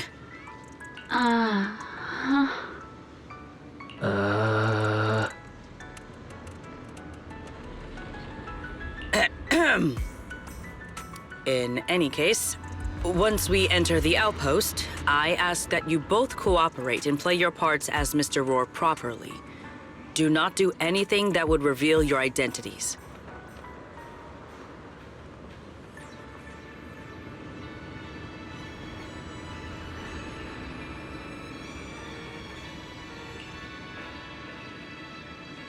Understood, Deputy Director Sigrid. From now on, we're the Roar twins. Rawr! You seem rather pleased with yourself. Stay in character, Remiel. Every sentence Mr. Roar says must end with "Rawr!" Understood, Deputy Director Sigrid. Roar! Very well. Since you are both prepared, let us move out.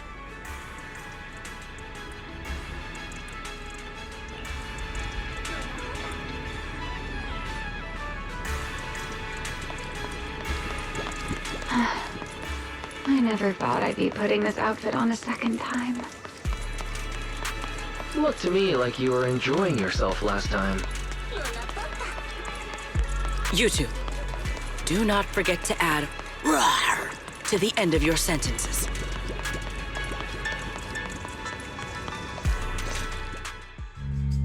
Good morning, Lady Sigrid! Up and about early as always, huh?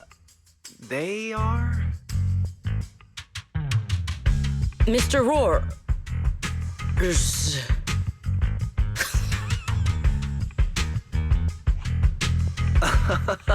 I know it's Mr. Roar, but, why plural? Obviously, Mr. Roar has a twin. Huh. Since when did that become part of his backstory?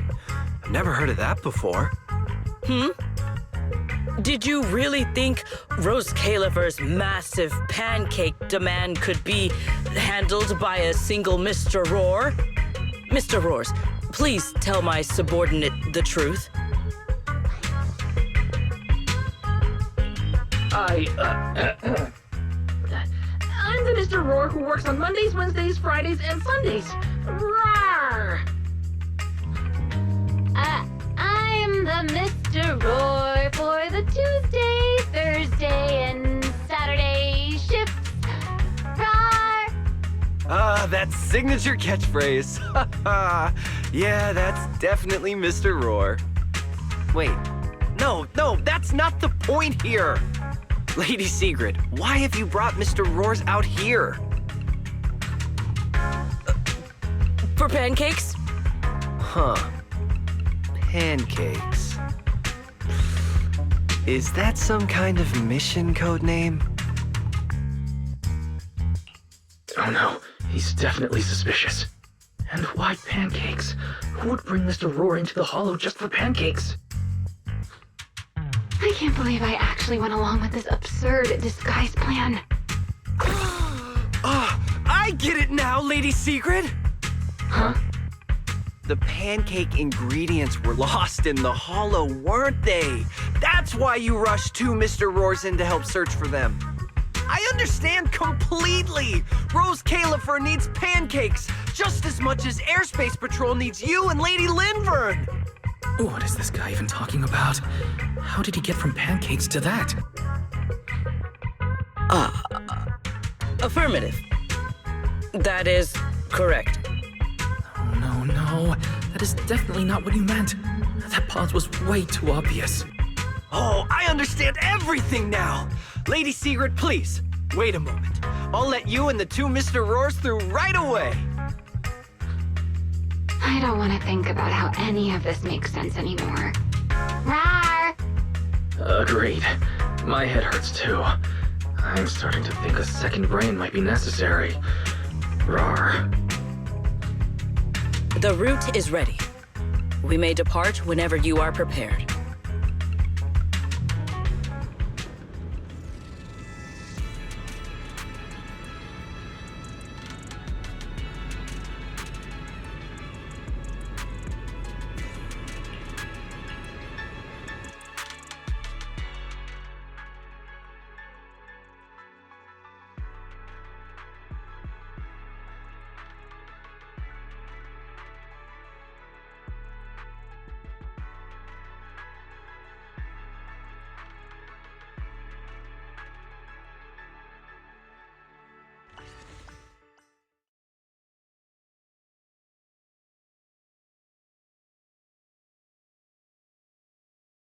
All right.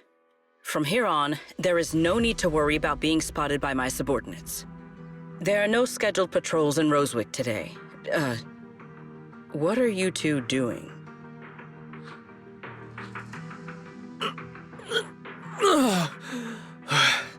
Finally got this headpiece off. I was beginning to wonder how much longer I could last in there. See? I told you. This costume is way too tight and stuffy. Getting stuck in it the other day was definitely not my fault. Oh. It's not very polite to stare, Miss Deputy Director.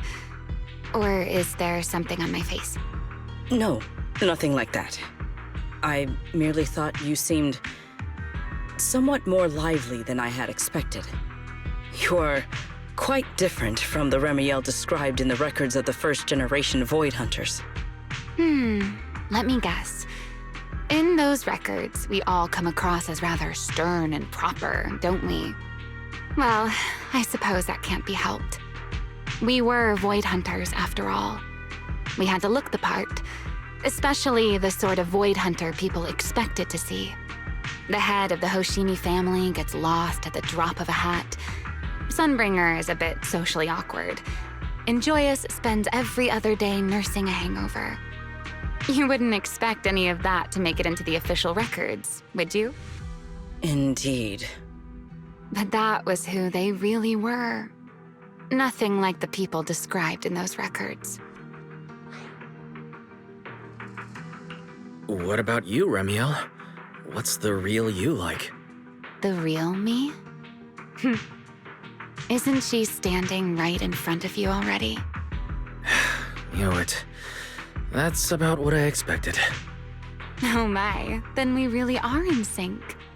But let's save the gossip for later, shall we? Don't forget why we came here. Yes. The central district of Rosewick is just ahead. The device we are looking for should be there. Okay, let's keep moving.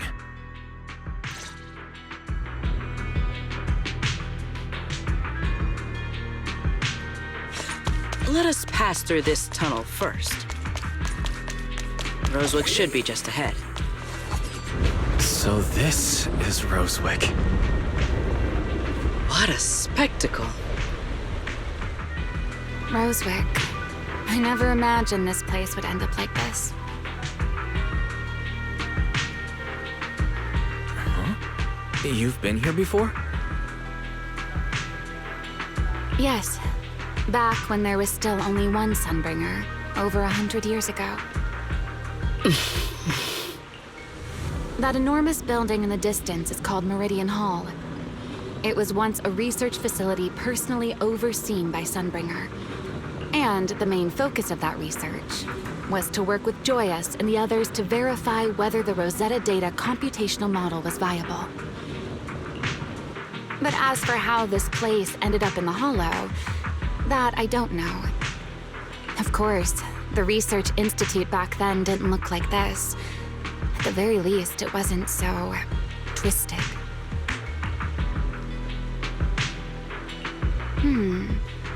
It should be fine. Many of the facilities inside Meridian Hall were made of porcelain, so they should be pretty ether-resistant. As for the spatial structure, we'll have to rely on the back door that Sunbringer left behind.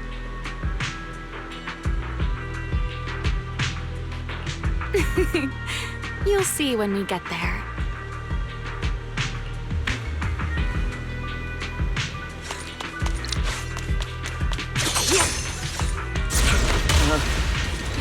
Mr. Wise.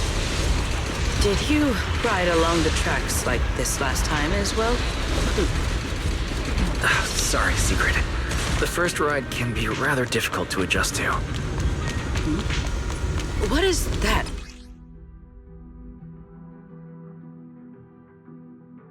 Looks like the nearby ethereals spotted us. They are starting to gather. Victory! Call me anytime you need my help. There's no need. This is barely even a warm-up.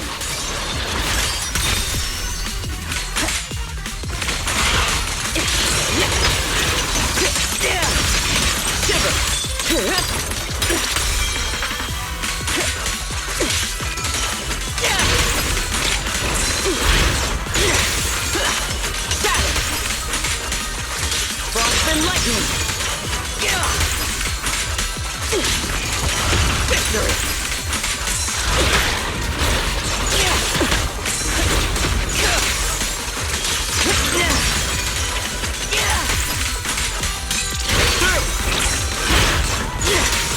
Break them! Offensive stance! Dealt with, for now. Let us go see what that glowing object is.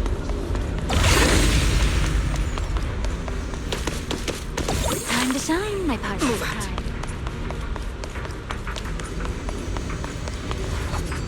This object bears a strong resemblance to certain devices within the CCD.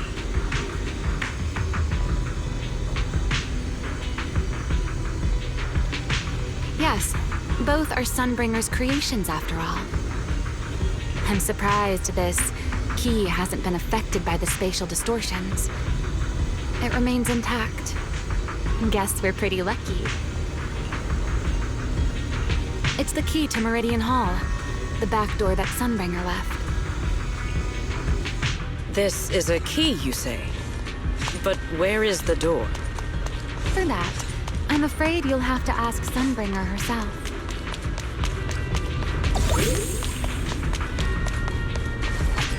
Aside from Meridian Hall, most of the buildings here were residences and other facilities prepared for the researchers who worked here. In other words, even if they were swallowed by the Hollow, it wouldn't matter. There was nothing important inside them to begin with. But Meridian Hall is different. The prototype used to verify Rosetta data is stored inside. Sunbringer, she always believed these instruments might still serve a purpose someday. So she designed a dedicated emergency restoration system for the entirety of Meridian Hall. That's the back door I mentioned. Once activated, it will rapidly restore the space both inside and outside to the default state recorded when the device was configured, allowing people to enter and leave. Hold your horses there, my impatient friend. Let me finish first. There's actually two parts to this key, and we need both to enter. Back then, Sunbringer gave each of us Void Hunters a copy of the key, just in case the unexpected happened. But, you know me. I thought it was quite troublesome, so, well, I simply hid both pieces of the key she gave me somewhere nearby. I mean, people hide spare keys under doormats or in flower pots all the time, right? At least it worked out, right? If I had taken it with me back then, we'd be at a loss now. As for the other part of the key, if memory serves, I hid it somewhere rather high up, I think. It was over 100 years ago. Surely it's natural for me to have forgotten.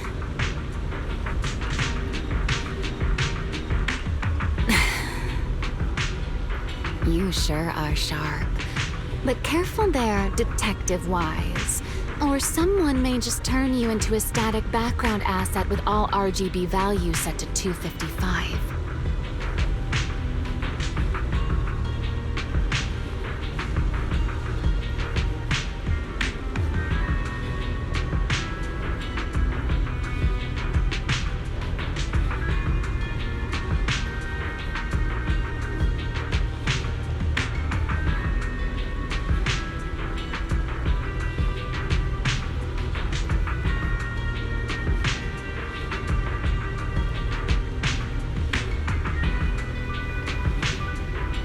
You two, let us cut the chatter. Since this part is still here, it stands to reason that the nearby spatial structure has not changed too drastically. Let us check the high ground nearby first. Perhaps we will find other clues. Okay, but before that, let's put this part of the key into the device.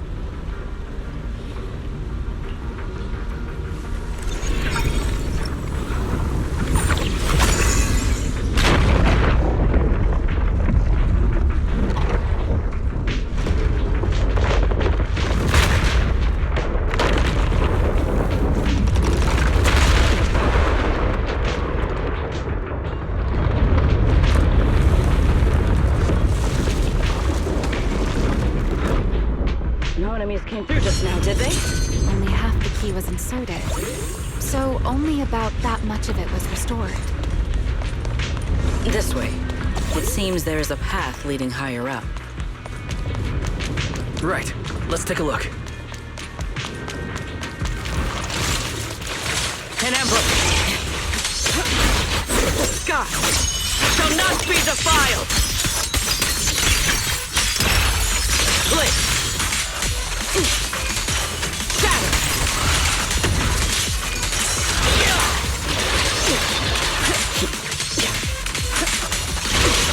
Something up! Victory! Break through their ranks! One step ahead!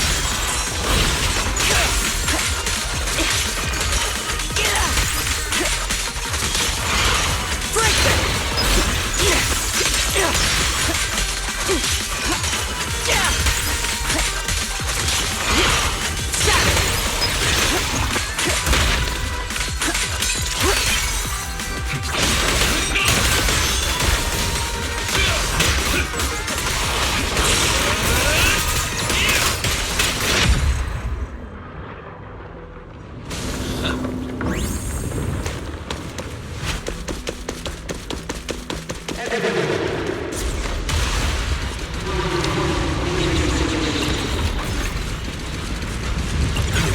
What was that sound?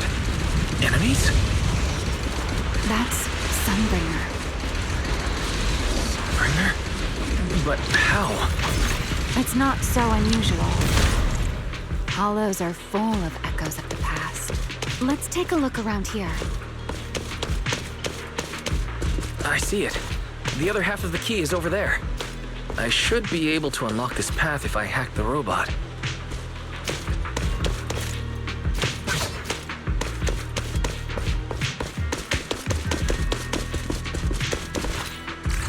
I did not realize you were capable of such things. I've dealt with all sorts of things on the islands, but, anyway, this isn't all that difficult.